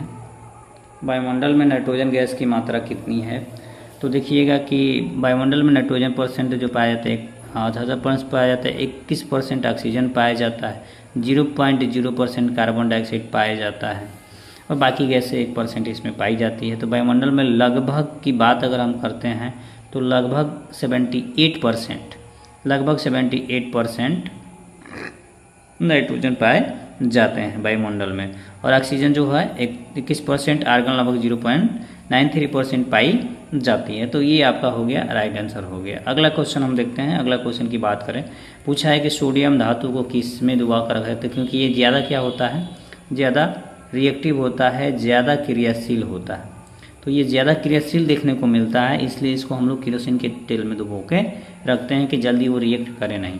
तो एल्कोहल तो होता ही नहीं है, ईथर होता ही नहीं है, और पानी नहीं होता है, उसको केरोसिन तेल में केरोसिन तेल में उसको डुबा के क्या करते हैं, रखते हैं। केरोसिन तेल में डुबा के उसको रखा जाता है मिट्टी के तेल में। क्यों? क्योंकि रीज़न ये है कि सोडियम अत्यधिक प्रतिक्रियाशील और हवा पानी के संपर्क में आने पर आग पकड़ लेता है, इसलिए इसे हम लोग केरोसिन में डुबा के रखते हैं। ये रीज़न है, या क्वेश्चन भी कभी कभी पूछ देता है। अगला क्वेश्चन देखते हैं कि अमोनिया निर्माण की हेबर विधि में किस उत्प्रेरक का उपयोग होता है। कितना आसान क्वेश्चन इन्होंने दिया है, प्लेटिनम नहीं, मैग्नीशियम ऑक्साइड नहीं होगा, सिंपल है। आयरन का उपयोग हम लोग करते हैं। किसका उपयोग करते हैं हम लोग? आयरन का उपयोग करते हैं। तो राइट आंसर हमारा जो हो जाएगा आयरन हो जाएगा। ठीक है, आइए अगला क्वेश्चन पे आते हैं। हेबर विधि में क्या होता है, हेबर प्रक्रम में क्या होता है, उत्प्रेरक के साथ सूक्ष्म विवाहित लोहे का उपयोग किया जाता है। हेबर प्रक्रम में इन्होंने ये चीज़ें बता दी। ठीक है, अब अगले क्वेश्चन की बात करते हैं। तो अगला क्वेश्चन हमारा आ गया कि कांसा किसकी मिश्र धातु है। तो कांसा की बात हम जब भी करते हैं तो कांसा में कॉपर रहता है plus SN, Cu plus SN मिल जाता है, वो बना देता है। तो कांसा जब भी बनेगा वो कॉपर और टीन से मिलके बनता है। तो कॉपर और टीन देख लीजिए, तांबा और टीन देख लीजिए कहाँ पे, तांबा और जस्ता तो होगा नहीं, तांबा और शीशा नहीं होगा, तांबा और निकल नहीं होगा, तांबा और टीन होगा। तांबा और टीन होगा, तांबा और टीन को मिलाते हैं तो वो क्या बनता है, कांसा। वो क्या बनता है, कांसा बनता है। तो राइट आंसर हमारा यही हो जाएगा। अब देखिए कौन सी अधातु, ये सब वन लाइनर ही क्वेश्चन है और इतना आसान क्वेश्चन देता है कि थोड़े से आप मेहनत करेंगे तो नंबर अच्छा है। कौन सी अधातु कमरे के तापमान पर द्रव्य अवस्था में रहती है। तो दो ही ऐसे हैं, आपको पता है, एक तो पारा द्रव्य अवस्था में पाया जाता है, एक ब्रोमीन द्रव्य अवस्था में पाया जाता है। लेकिन अधातु इन्होंने पूछा है, तो अधातु पूछा है तो अधातु ब्रोमीन ही हो जाएगा राइट आंसर हमारा। तो ब्रोमीन क्या पाया जाता है, ब्रोमीन कभी भी अधातु के कमरे के तापमान पर वो द्रव्य अवस्था में ब्रोमीन कभी भी पाया जाता है। और देखिए ब्रोमीन एक ऐसा अधातु है, ब्रोमीन एक ऐसी अधातु है जो द्रव्य अवस्था में पाई जाती है। पारा क्या है, पारा धातु है, ये भी द्रव्य अवस्था में पाया जाता है, लेकिन ये क्या है, ये धातु है पारा। और ब्रोमीन क्या है, ये भी द्रव्य अवस्था में पाई जाती है, लेकिन ये क्या है, ये नॉन मेटल है, अधातु है। तो इसलिए अधातु पूछेगा तो ब्रोमीन, और धातु पूछेगा तो द्रव्य रूप में तो वो हो जाएगा पारा। तो इसके अकॉर्डिंग हमारा आंसर जो होना चाहिए वो ब्रोमीन होना चाहिए। आइए अगला क्वेश्चन देखते हैं। फिर देखिए वही क्वेश्चन सेम आ गया, उसी को पलट के जिस क्वेश्चन को मैंने अभी बता के लेके आया, पूछ दिया क्वेश्चन कि कौन सी धातु कमरे के तापमान पर द्रव्य में होती। अभी मैंने बता के लाया कि कौन सी धातु कमरे के तापमान पर द्रव्य होती। धातु की बात कर दिया तो ऑफकोर्स कौन सा होगा, ऑफकोर्स इसमें अगर हम बात करते हैं तो पारा होगा, मरकरी जिसको हम क्या बोलेंगे, Hg का नाम देंगे। ये द्रव्य अवस्था में होता है। सोडियम नहीं, गैलियम नहीं होगा, Ac2 नहीं होगा, सब गलत है, बिना मतलब का बेतुका बात लिखा है। राइट आंसर हमारा जो हो जाएगा यही हो जाएगा। ठीक है, आइए अगले क्वेश्चन की बात करते हैं। थोड़ा सा क्वेश्चन, ये इतना क्वेश्चन में से एक क्वेश्चन आपको टफ थोड़ा सा देखने को मिला है। तो थोड़ा सा गैस के बारे में, आदर्श गैस का समीकरण क्या है, तो आपको सिंपल पता होना चाहिए कि पी जो होता है वो बराबर होता है N/R/T के, रेट 1 के। तो ये फार्मूला आप देख लीजिए कहाँ है। तो ये भी नहीं होगा, पी नहीं होगा, ये और VRT नहीं होगा। एक ही ऑप्शन हमको देखने को मिल रहा है, जो ऑप्शन हमको किस में देखने को मिलेगा, एक ही ऑप्शन हमको देखने को मिल रहा है, जो ऑप्शन किस में है, 1 नंबर में ऑप्शन है। तो राइट आंसर यही हो जाएगा कि आदर्श गैसों का दाब दिखाने के लिए आदर्श गैसों को दाब, आयतन और तापमान के संबंध के ये समीकरण ये दर्शाता है। अगला हम क्वेश्चन की बात करते हैं। अगले क्वेश्चन की बात करें तो लिटमस पत्र किससे प्राप्त किया जाता है। देखिए लिटमस पत्र किससे प्राप्त किया जाता है और लिटमस पत्र हो है क्या, तो ये अम्ल और भस्म का पता लगाते हैं। अम्ल और भस्म का पता लगाने के लिए हम लोग लिटमस पत्र का यूज करते हैं, लिटमस पत्र का यूज करते हैं। ठीक है, ये दो चीज़ें से बन के बना होता है, एक तो इसमें शैवाल प्लस कवक, ये दोनों मिलके और लाइकेन बनाते हैं। ये दोनों मिलके क्या बनाते हैं, लाइकेन। और यही लाइकेन जो होता है ना, इसी लाइकेन से क्या बनता है, लिटमस पत्र बनता है। तो राइट आंसर की अगर हम बात करते हैं तो राइट आंसर हमारा हो जाएगा क्या, राइट आंसर हमारा क्या हो जाएगा, वो हो जाएगा लाइकेन। राइट आंसर हमारा क्या हो जाएगा, लाइकेन। और इसमें देखिए प्राकृतिक सूचक थैलोफाइटा समूह को लाइकेन पौधे से निकाला जाता है। लाइकेन जो होता है किस में पाया जाता है, तो ये थैलोफाइटा में पाया जाता है। थैलोफाइटा वर्गीकरण काफ़ी ज़्यादा इंपॉर्टेंट है, हालांकि ये बायो में पढ़ना है, लेकिन केमिस्ट्री में क्वेश्चन दिया हुआ, केमिस्ट्री में भी इसको पढ़ा जाता है। तो हो गया, अगला क्वेश्चन देखते हैं। अगला क्वेश्चन की बात करें कि अम्ल वर्षा के लिए मुख्य रूप से कौन सी गैसें उत्तरदायी हैं। तो आपको पता है अम्ल वर्षा जब भी होगा, एक तो सल्फर डाइऑक्साइड होगा, एक तो सल्फ्यूरिक एसिड बहुत ज़्यादा मात्रा में होगा, एक NO2 जो होता है, नाइट्रिक ऑक्साइड जो होता है, नाइट्रिक ऑक्साइड जो होता है वो काफ़ी ज़्यादा मात्रा में इसमें मिला रहता है, तब जाके अम्ल वर्षा होता है। तो देख लीजिए ऑप्शन कौन सा किस में दिख रहा है, NO2 किस में दिख रहा है, SO2 किस में दिख रहा है, H2SO4 की बात करें तो कहीं नहीं दिख रहा है। तो ये तो तीनों ऑप्शन ऐसे ही रॉन्ग हो गए। अब SO2 की बात करते हैं तो SO2 एक ही में दिख रहा है, NO2। ऐसे ऑप्शन को अगर आप टर्मिनेट करिएगा तो आसानी से आप आंसर को ढूंढ सकते हैं। तो राइट आंसर पहला हो जाएगा। आइए अगला क्वेश्चन देखिए, वो वहाँ पे थोड़ा सा ये भी लिखा है, व्याख्या इसका लिखा हुआ है कि सल्फर डाइऑक्साइड और नाइट्रोजन डाइऑक्साइड वर्षा के जल के साथ मिलकर सल्फ्यूरिक अम्ल और नाइट्रिक अम्ल बनाते हैं, यानी ये मिल जाएंगे तो H2SO4 अब प्लस नाइट्रिक अम्ल यानी HNO3 ये बनाते हैं। ठीक है, इसलिए वो बारिश होता है। तो राइट आंसर हमारा पता चल ही गया। आइए अगला क्वेश्चन देखते हैं, बहुत अच्छा क्वेश्चन है ये। 67 तक आपका केवल केमिस्ट्री होगा, उसके बाद देन आपका चलेगा बायोलॉजी। लगभग 1.5 घंटे से 1.25 घंटे के ये क्लासेज आपको देखने को ये मिलेगा। ठीक है, और स्टेट का है चूँकि 100 क्वेश्चन तो है, तो 100 क्वेश्चन में 90 मिनट तो लगेगा ही लगेगा। नींबू के रस को, क्वेश्चन है यहाँ पे कि नींबू के रस के pH का मान लगभग कितना होता है। तो देखो क्वेश्चन इन्होंने थोड़ा सा घुमा दिया है, पूछ दिया कि नींबू का रस, तो नींबू का रस जब भी होगा अम्लीय होगा, आपको पता है। इसका pH कितना होता है, तो इसका pH 2.2 के करीब में शायद देखने को मिलता है। तो 7.4 तो होगा नहीं, 6 नहीं होगा, 8.4 होगा ही नहीं। ऑप्शन हमारे पास एक ही विकल्प बचता है, विकल्प नंबर ए। राइट आंसर हमारा हो जाएगा ए। देखिए इसका pH मान लगभग कितना होता है, 2.2 के करीब में होता है और ये अम्लीय होता है। अब देखिए क्वेश्चन अगला आ गया, क्वेश्चन नंबर 62 की बात हम करें तो क्वेश्चन आया कि जंग का रासायनिक संगठन क्या है। अभी मैंने बताया कि Fe2O3 या प्लस H2O मिल जाता है, दोनों साथ में मिलता है तो जलवाष्प हो जाता है। तो Fe2O3 ये ऑक्सीजन के साथ रिएक्ट कर लेता है, Fe2O3 बना लेता है, प्लस जल को रिलीज करता है। तो यही हो जाता है राइट आंसर। अगर हम बात करते हैं तो राइट आंसर हमारा तो हो जाएगा क्या, राइट आंसर हमारा हो जाएगा ए। राइट आंसर क्या हो जाएगा, ए हो जाएगा। राइट आंसर हमारा ए हो जाएगा। अगला क्वेश्चन देखते हैं कि सूर्य के प्रचुर मात्रा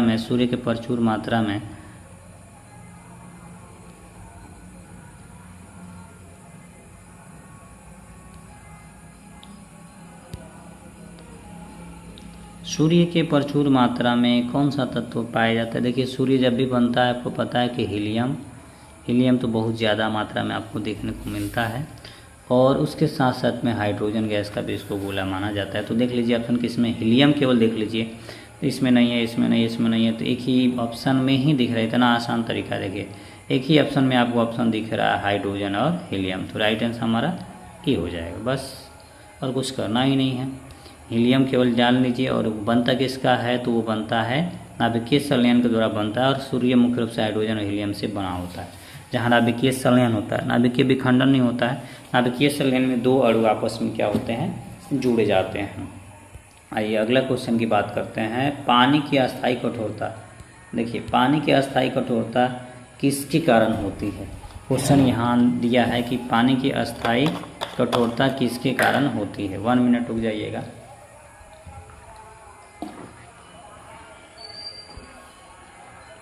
थोड़ा हम पानी पी लें।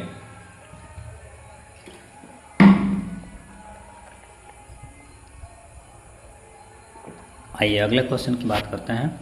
देखिए पानी की अस्थायी कठोरता किसके कारण होती है। पानी की अस्थायी कठोरता किसके कारण होती है, तो आपको पता है कि कैल्शियम अगर हम ले लिए, कैल्शियम को और मैग्नीशियम को ले लिए, तो ये पानी को क्या करता है, रिएक्ट करके हार्ड कर देता है और उसके साथ में क्या बनाएगा, वो क्लोराइड बना देता है, फिर सल्फेट भी मिलके वो बना देता है।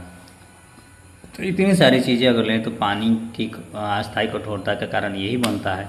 तो सोडियम क्लोराइड तो ये नमक बनाता ही होगा ही नहीं, पोटेशियम नाइट्रेट ये भी नहीं होगा, कैल्शियम कार्बोनेट होगा ही नहीं।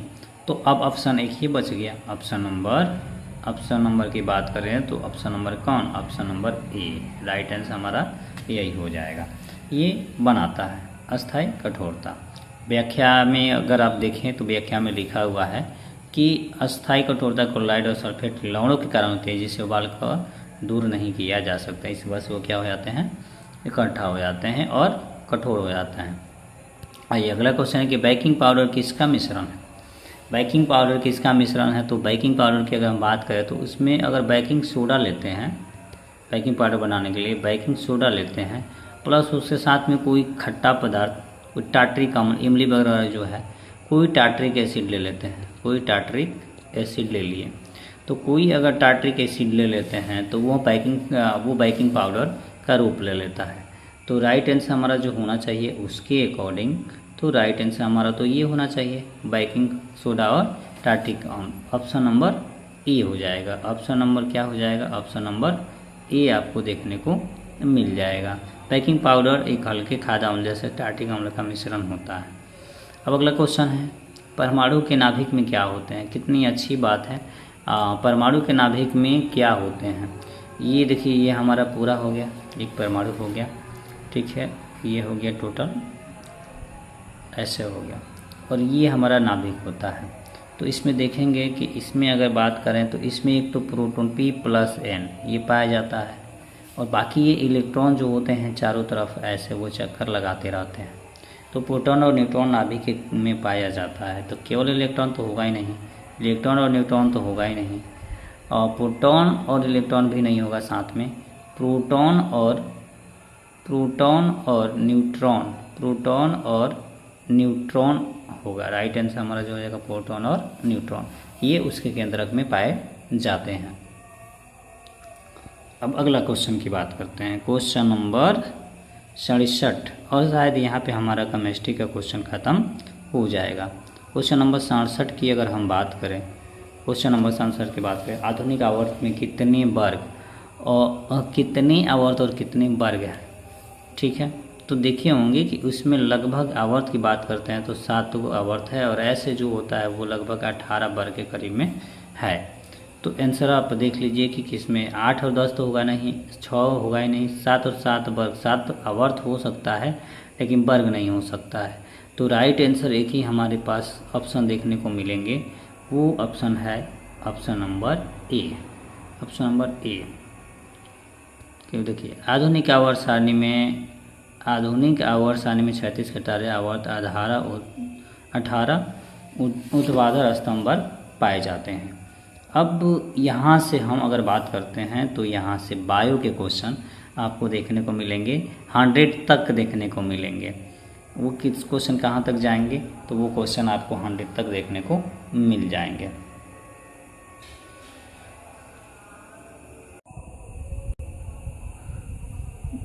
एक मिनट स्टार्ट ही नहीं हुआ था वीडियो, सॉरी।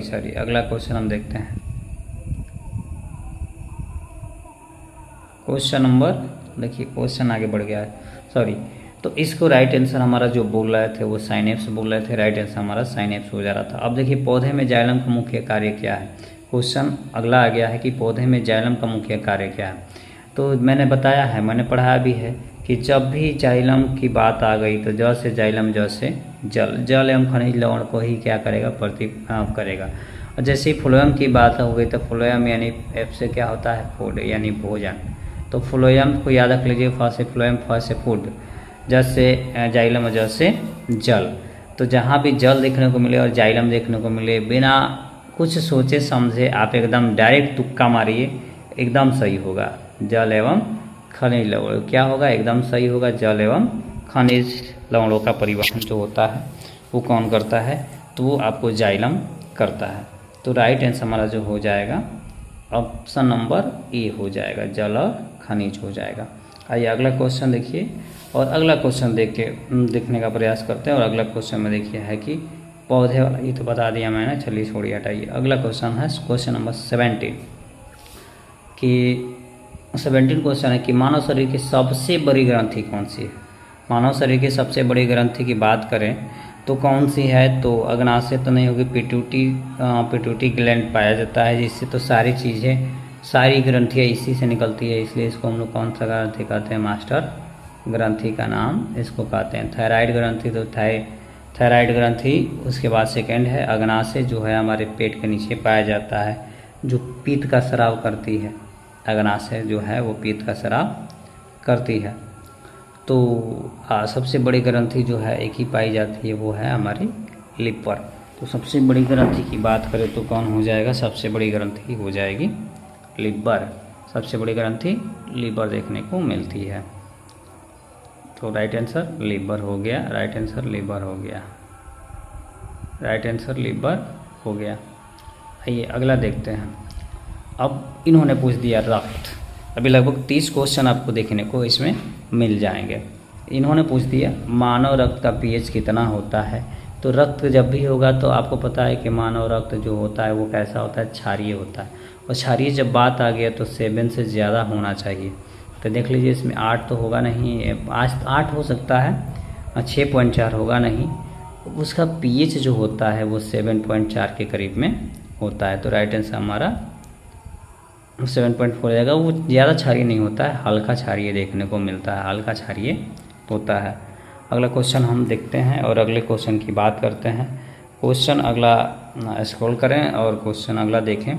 तो अगला क्वेश्चन में इन्होंने रखा है कि किस विटामिन की कमी से रतौंधी होता है। किस विटामिन की कमी से रतौंधी होता है। ये फूड चैप्टर जो है इससे आपको क्वेश्चन दिया हुआ है कि किस विटामिन से आपको रतौंधी होता है।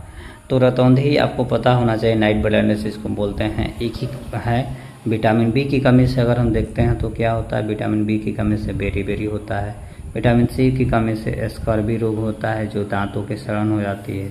और विटामिन डी की कमी से रिकेटस रोग होता है, जो काफ़ी ज़्यादा बच्चे में देखने को मिलता है। तो राइट आंसर की बात करें तो एक ही होगा ऑप्शन विटामिन ई। और इसमें इस बीमारी से क्या होगा, रातों में कम दिखाई देता है, रातों में कम दिखाई देता है। रातों में किसको कम दिखाई देगा, रतौंधी इसको बोलते हैं। अब देखिए हृदय की बात आ गई और बहुत अच्छा चीज़ है कि मनुष्य में हृदय के कितने कोष्ठों में बता होता है। तो आपको पता है कि क्या होता है, दायां नीलय, दायां नीले, बायां नीले, दायां नीले और बायां नीले, ये होता है। और फिर इसके अपोजिट जाएंगे तो दायां अलिंद और बायां अलिंद, ये देखने को आपको मिलते हैं। ठीक है, तो राइट आंसर की अगर हम बात करें तो राइट आंसर हमारा जो हो जाएगा, मनुष्य के हृदय जो होता है वो 4 कोष्ठों में बटा होता है। तो राइट आंसर हमारा क्या हो गया, राइट आंसर हो गया 4। 4 में क्या क्या होते हैं तो मैंने बता के लेके आया कि स्तनधारियों के हृदय में 2 अलिंद और 2 नीले होते हैं। ये मिला के क्या हो जाते हैं, 4 चैम्बर में कन्वर्ट हो जाते हैं। क्वेश्चन नंबर 74, पादप जगत का उभयचर किसे कहा जाता है। तो सिंपल है, इसमें जिम्नोस्पर्म तो होगा नहीं, टेरिडोफाइटा शैवाल होगा नहीं, ये सब अलग अलग पाए जाते हैं। ब्रायोफाइटा है जिसमें जल और स्थलीय पौधे दोनों पाए जाते हैं। तो ब्रायोफाइटा राइट आंसर हमारा हो जाएगा। इंसुलिन का स्राव कहाँ होता है, क्वेश्चन बहुत अच्छा है। तो इंसुलिन का स्राव जब भी होता है आपको पता है कि पीयूष ग्रंथि से तो होगा नहीं, थायराइड से तो थायरॉक्सिन हार्मोन होता है, यकृत से पित्त का स्राव होता है, यकृत पित्त का स्राव करता है, थायरॉक्सिन का ये स्राव करता है, पीयूष ग्रंथि अन्य ग्रंथियों को रिलीज करता है। तो एक ही चीज़ बच गया, वो अग्नाशय जो होता है, अग्नाशय की लेगरहंस की दीपिकाएँ जो होती है, यहाँ से इंसुलिन का खोज शर्करा को ये नियंत्रित करता है और यहाँ पे अग्नाशय स्रावित होता है। तो राइट आंसर यही हो जाएगा। अगला क्वेश्चन देखते हैं कि मानव शरीर की सबसे लंबी कोशिका इन्होंने पूछा है। तो सबसे लंबी कोशिका कौन है, तो राइट आंसर तो हमारा हो जाता है क्या, तंत्रिका कोशिका। ठीक है, तंत्रिका कोशिका पाई जाती है और आरबीसी नहीं होगा, यकृत कोशिका नहीं होगा, पेशी कोशिका नहीं होगा, ये सब होगा। न्यूरॉन शरीर की सबसे लंबी कोशिका होती है। तो राइट आंसर हमारा वही हो जाएगा। देखिए, रक्त का थक्का बनाने में कौन सा विटामिन मदद करता है, रक्त का थक्का बनाने में कौन सा विटामिन सहायक होता है, इन्होंने क्वेश्चन ये पूछा है। तो देखिए, विटामिन सी तो होगा नहीं, विटामिन ए से रतौंधी को दूर किया जाता है, विटामिन ई बालों को झड़ने में जलन क्षमता में मदद करता है, और विटामिन के जो होता है ब्लड में अगर देखें तो विटामिन के बहुत ज़्यादा मात्रा में देखने को आपको मिलता है, पाया जाता है, और यही रक्त को थक्का बनाता है। तो विटामिन के हो जाएगा राइट आंसर। दोस्तों अगला क्वेश्चन देखते हैं दोस्तों 78। देखिए, बायो अगर देखें तो बायो बिल्कुल आसान पूछता है और स्टेट बिल्कुल ही आसान है, कोई भारी नहीं है। और एक खुशखबरी भी है आपके लिए कि जो भी नेट और जो भी लेट का तैयारी कर रहा है, लेट का वेट कर रहा है, वो भी लगभग 7 से 8 तक लाइब्रेरियन की बहाली भी आपको देखने को मिल जा रही है। लाइब्रेरियन की भी बहाली आपको देखने को मिल जाएगी बहुत जल्द। तो राइट आंसर की अगर हम बात करें तो एड्स किसके कारण होता है, तो एड्स जो होता है आपको पता है कि एड्स जब भी होगा वो विषाणु के कारण, वायरस के कारण होता है। वायरस के कारण होता है, कौन सा वायरस, इम्यूनोडिफिशियेंसी वायरस जो होता है, HIV वायरस जो होता है उसके वजह से होता है। तो ये वायरस से ही होता है। राइट आंसर हमारा हो जाएगा क्या, राइट आंसर हमारा हो जाएगा वायरस, HIV वायरस से होता है, इम्यून सिस्टम को कमज़ोर करता है, जिससे हम लोग कहते हैं एड्स। अब अगला क्वेश्चन देखते हैं, क्वेश्चन नंबर 79। अभी 20 क्वेश्चन होंगे, लगभग 100 क्वेश्चन आपको देखने को मिलेंगे। तो मलेरिया रोग के परजीवी किसके कारण होता है, तो एंटी अमीबा से तो क्या होता है, पेचिस देखने को आपको मिलता है, और ट्रिप्सोनोमा होता ही नहीं, अमीबा से कुछ नहीं होता है। प्लाज्मोडियम जो होता है उसकी वजह से क्या होता है, मलेरिया रोग उत्पन्न होता है। ठीक है, तो प्लाज्मोडियम हो जाएगा। उरोफी कौन मच्छर काटती है, तो मादा इन्फ्लुएंजा मच्छर द्वारा प्लाज्मोडियम परजीवी के रूप में फैलता है, क्योंकि ये परजीवी होता है, दूसरों से अपना भोजन ग्रहण करता है, इस वजह से। अब अगला क्वेश्चन की बात करते हैं, प्रकाश संश्लेषण की क्रिया में कौन सी गैस बाहर निकलती है। तो प्रकाश संश्लेषण क्रिया जब भी होगा तो आपको पता है 6CO2 + 12H2O ये मिलते हैं, 12H2O मिल जाते हैं। तो इधर C6H12O6 बनाते हैं, प्लस 6O2 बनाते हैं, प्लस बहुत ज़्यादा मात्रा में एनर्जी रिलीज करते हैं। तो ये ग्लूकोज बनाते हैं, तो इसमें कार्बन डाइऑक्साइड गैस जो होता है वो बाहर निकलता है। तो इन्होंने यही तो पूछा है कि कौन से गैस बाहर निकलता है। तो बाहर निकलने के लिए अगर हम बात करते हैं तो कार्बन डाइऑक्साइड बाहर निकलेगा, बाहर निकलने की बात करें तो कार्बन डाइऑक्साइड बाहर निकलेगा। बट उसमें पौधे क्या करते हैं, प्रकाश संश्लेषण में कार्बन डाइऑक्साइड को ग्रहण करते हैं और ऑक्सीजन को छोड़ते हैं। ये नोट में पॉइंट है, ये याद रख लेंगे। नोट्स भी आप बनाते चल सकते हैं। और यहाँ पे थ्योरी के साथ साथ मैं डील कर रहा हूँ, हाइड्रोजन तो होगा नहीं, नाइट्रोजन तो होता ही नहीं है, तो ये ऑलरेडी गलत है। अब देखिए, रिप्रोडक्टिव सिस्टम से आपको क्वेश्चन देखने को भी मिलेंगे, रिप्रोडक्शन से, और यहाँ से क्वेश्चन तो हर एग्जाम में देखने को मिलते हैं। तो reproduction chapter, classification chapter, cell chapter, tissue chapter bio के काफ़ी एकदम अहम रोल अदा करते हैं, और यहाँ से क्वेश्चन आपको हर एग्ज़ाम में देखने को मिलता है। कोई भी एग्ज़ाम, स्टेट का कोई भी एग्ज़ाम दे रहा है, चाहे वनडे कोई भी एग्ज़ाम दे रहा है, सब में आपको देखने को वो मिलेगा। तो पूछा है इन्होंने कि मनुष्य में गुणसूत्र की संख्या कितनी होती है, तो 23 पेयर होती है, आपको पता है। पेयर में अगर पूछेगा तो 23 पेयर हो जाएगा। ऐसे नंबर में देखें तो 46 होगा। इसमें विभाजन कौन सा होता है, तो इसमें समसूत्री विभाजन या अर्धसूत्री विभाजन पाया जाता है। एक सामान्य मनुष्य में अगर बात करें तो 46 पाया जाता है गुणसूत्र की संख्या। तो राइट आंसर की बात हम करते हैं, तो राइट आंसर तो हमारा हो जाएगा 46 जोड़े 23 जोड़े यानी 46 हो जाएगा। 23 जोड़े यानी 46 गुणसूत्र हो जाएगा। ठीक है, अगर हम बात करते हैं कि 45 अगर हो गया किसी में क्रोमोसोम 45 हो गया, किसी में 47 हो गया, किसी में बढ़ जाता है तो एक को डाउन सिंड्रोम बोलते हैं, एक को टर्नर सिंड्रोम बोलते हैं। तो 47 हुआ तो उसको हम बोलते हैं डाउन सिंड्रोम, बढ़ेगा तो डाउन सिंड्रोम, कम होगा तो टर्नर सिंड्रोम। ठीक है, इसको पटाऊ सिंड्रोम भी एक बोलते हैं, और जिसमें बढ़ जाता है क्लाइनफेल्ट सिंड्रोम भी उसको बोला जाता है, एक तरह का वो बीमारी का कारण बनता है, जेनेटिक बीमारी। अब देखिए सेल से क्वेश्चन आया कि ऊर्जा का पावर हाउस किसे कहा जाता है। तो सिंपल है, एटीपी का निर्माण करता है, एक ही है वो है माइटोकॉन्ड्रिया, जिसको हम लोग power house, energy of power house के नाम से जानते हैं। एटीपी के रूप में ऊर्जा बनाती है, इसलिए इसको कोशिका का पावर हाउस के रूप में बोला जाता है। तो माइटोकॉन्ड्रिया तो राइट आंसर हो जाएगा। और एटीपी का फुल फॉर्म अगर पूछेगा तो बोलेंगे एडिनोसाइन ट्राईफास्फेट, एडिनोसाइन ट्राईफास्फेट। तो राइट आंसर हमारा जो हो जाएगा माइटोकॉन्ड्रिया हो जाएगा। राइट आंसर हमारा कौन हो जाएगा? माइटोकॉन्ड्रिया हो जाएगा। अब अगला क्वेश्चन है कि आत्महत्या की थैली किसे कहा जाता है? आत्महत्या की थैली, सुसाइडल बैग किसे कहा जाता है? तो देखिए सुसाइडल बैग की बात करें, रिक्तिका तो होगा नहीं, ये भोजन को ग्रहण करता है। सेल से अब आपको क्वेश्चन देखने को मिल रहा है। माइटोकॉन्ड्रिया कभी मैं पढ़ा के लाया, ऊर्जा गृह बोला जाता है, एटीपी के रूप में संचित होता है। सेंट्रियोल जो होता है पूरे कोशिका को केंद्र को क्या करता है? सहारा देता है। ठीक है, अब एक ही चीज़ बच गया, लाइसोसोम। तो एक तरह का ये क्या है? पाचक है, एंजाइम है, और ये जिसमें रहता है ना, भोजन को पाचित करता है, जिस कोशिका में रहता है उसी कोशिका को मार भी देता है। तो इसलिए इसको हम लोग सुसाइडल बैग कहते हैं, लाइसोसोम को आत्महत्या की थैली भी कहते हैं। तो राइट आंसर की अगर हम बात करते हैं तो हमारा हो जाएगा राइट आंसर लाइसोसोम। अगला क्वेश्चन देखते हैं, राइबोसोम। अब लाइसोसोम के बाद आता है राइबोसोम। तो देखिए कहीं ना कहीं पे प्रोटीन का निर्माण होता है, डीएनए में ही कुंडली जैसी रचना पाई जाती है, और राइबोसोम इसके ऊपर पाया जाता है, गुच्छा के रूप में ही पाया जाएगा, उसको पॉलीराइबोसोम कहते हैं। तो राइबोसोम जो होता है वो मुख्य रूप से अगर बात करें तो प्रोटीन से ही बना होता है, और प्रोटीन को संश्लेषित करता है। तो ऊर्जा उत्पादन नहीं होगा, ये भी नहीं होगा, ये भी नहीं होगा। राइट आंसर एक ही चीज़ हो गया बाबू, और क्या है वो चीज़ें है प्रोटीन संश्लेषण, बस। इसलिए इसको हम लोग क्या बोलते हैं? Protein factory. राइबोसोम को हम लोग प्रोटीन फैक्ट्री के नाम से भी जानते हैं, क्योंकि ये बहुत मात्रा में क्या करता है? प्रोटीन को संश्लेषित करता है। अगला क्वेश्चन की हम बात करते हैं। क्वेश्चन अगला है,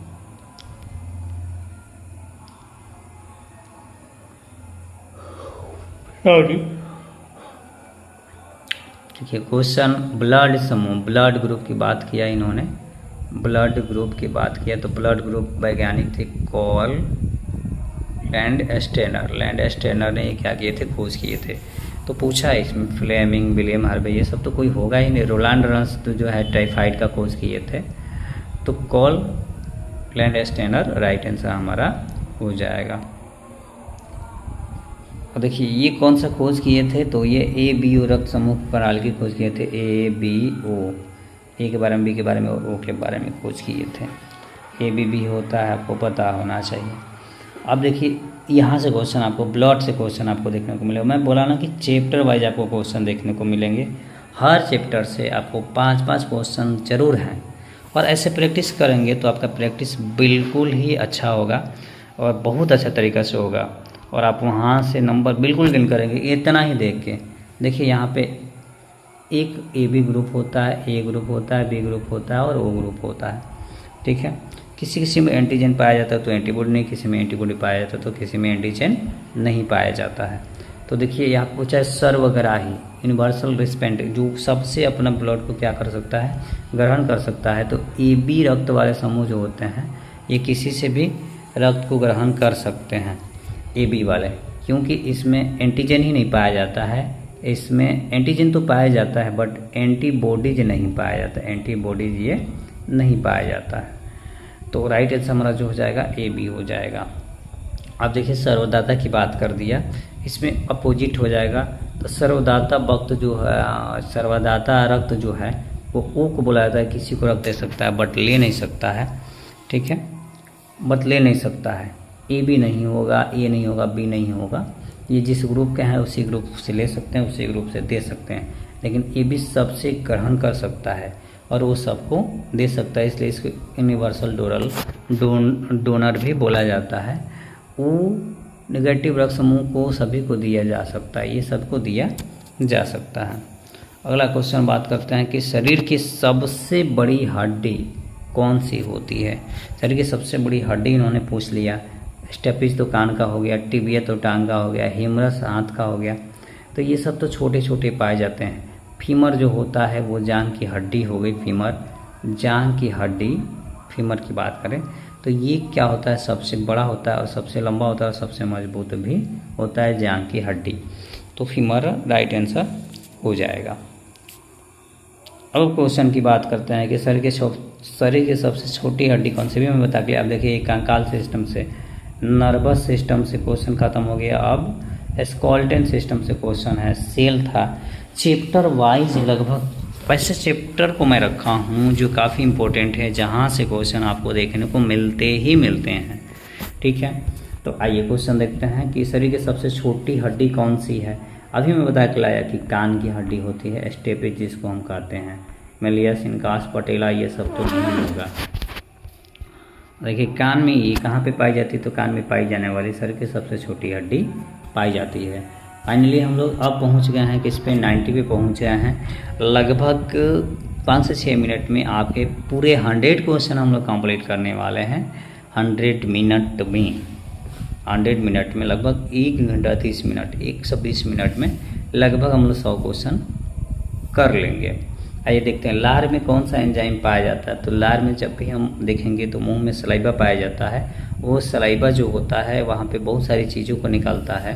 तो वो स्टार्च को क्या करता है, स्टार्च को ग्लूकोज में चेंज कर देता है।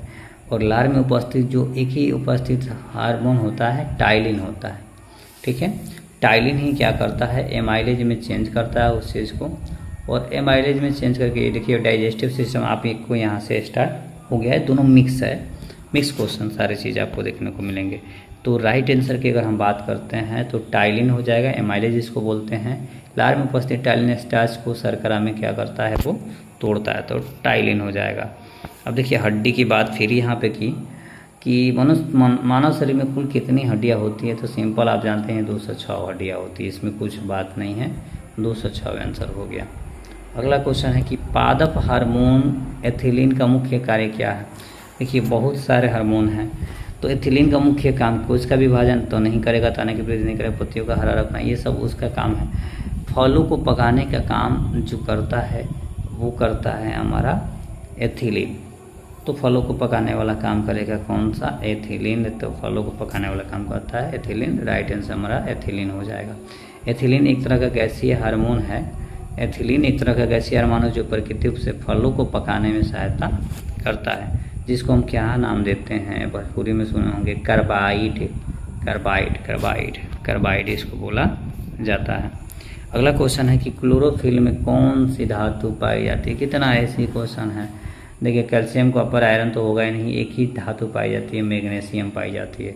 तो राइट आंसर हमारा जो हो जाएगा, राइट आंसर क्या होगा, मैग्नीशियम, राइट आंसर मैग्नीशियम हो जाएगा। पति क्लोरोफिल के अणु में क्या रहता है, ये उपस्थित रहता है केंद्रक में। केंद्रक में क्या होता है, अनुपस्थित रहता है, केंद्रक में वो रहता है, केंद्रक में आपको देखने को मिल जाता है। तो देखिए हाँ बता दिया मैं। अब कह रहे हैं कि ट्रिकोमा रोग किस रोग को प्रभावित करता है। ट्रिकोमा रोग किस रोग को प्रभावित करता है। तो सबसे पहले तो ट्रिकोमा रोग जो होता है वो जीवाणु से होने वाला रोग है, जीवाणु से होता है।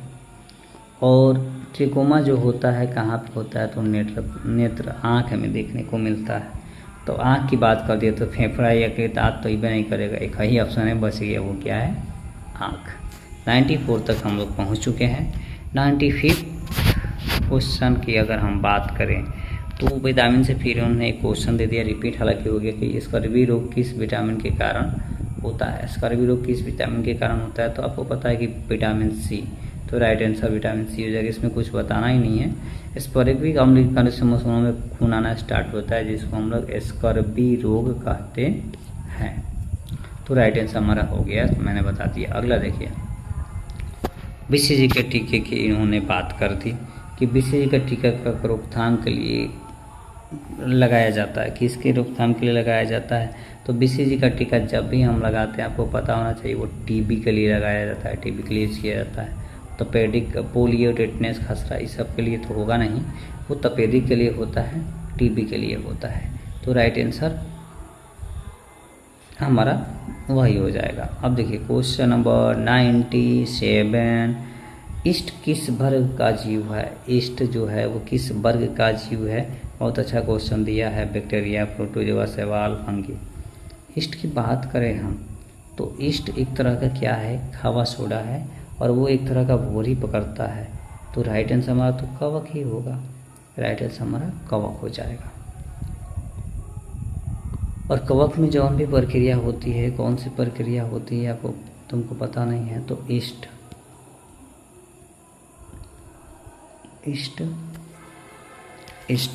खावा सोडा खमीर जिसको हम कहते हैं। तो अब देखिए, हाँ कवक हो गया। जो किण्वन प्रक्रिया, हाँ किण्वन प्रक्रिया बोले थे, फर्मेंटेशन, उसी को हम लोग कहेंगे, जो अवायवीय श्वसन होगा। अब मानव शरीर में पाचन की भूमिका कहाँ होती है, कहाँ संपन्न होती है, तो देखिए पाचन की शुरुआत जो होती है तो मुख गुहा से शुरुआत हो ही जाती है, लेकिन लास्ट उसका कहाँ पूर्णतः पाचन उसका अगर बात करें तो छोटी आंत में होती है। तो राइट आंसर छोटी आंत हो जाएगा। अब देखिए क्वेश्चन नंबर 99 की हम बात करते हैं कि लाल रक्त कोशिका यानी आरबीसी का जीवन काल कितने दिन का होता है। 90 से 120 दिन, 90 से 120 दिन के करीब में होता है। तो राइट आंसर हमारा हो जाएगा 120 दिन, 180 दिन नहीं, ऑप्शन नंबर ए। अब देखिए सबसे लास्ट इस चैप्टर का लास्ट क्वेश्चन होगा कि गाजर में कौन सा बनक पाया जाता है जिसकी वजह से उसका रंग नारंगी होता है। हम पता है बीपीएससी वाले ऐसे क्वेश्चन पूछेंगे तो क्या बताएगा, तो आपको पता होना चाहिए कि कैरोटीन पाया जाता है। कैरोटीन, बीटा कैरोटीन का आप नाम सुने होंगे, वो पाया जाता है जिसकी वजह से गाजर का रंग नारंगी होता है, जो शरीर में विटामिन ए में क्या होता है, बदल जाता है। तो ये लगभग आपको देखने के लिए लगभग 100 क्वेश्चन आपको देखने को मिल गए, जिसको 90 मिनट से 95 मिनट में करने का मैं प्रयास किया हूँ। और कोशिश मेरी थी कि आपको एक मैराथन क्लासेस ज़रूर दे दिया जाए, तो ये मैराथन क्लासेस था। अब आप कमेंट सेक्शन में बताएंगे कि आपको वीडियो कैसा लगा है।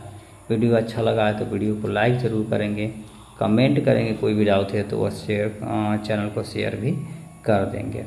मिलेंगे हम लोग नेक्स्ट वीडियो में स्टेट के ऐसे ही PYQ के साथ। तब तक आप अपना ध्यान रखें, अपनी पढ़ाई करते रहें। मिलते हैं नेक्स्ट वीडियो में। जय हिंद, जय भारत।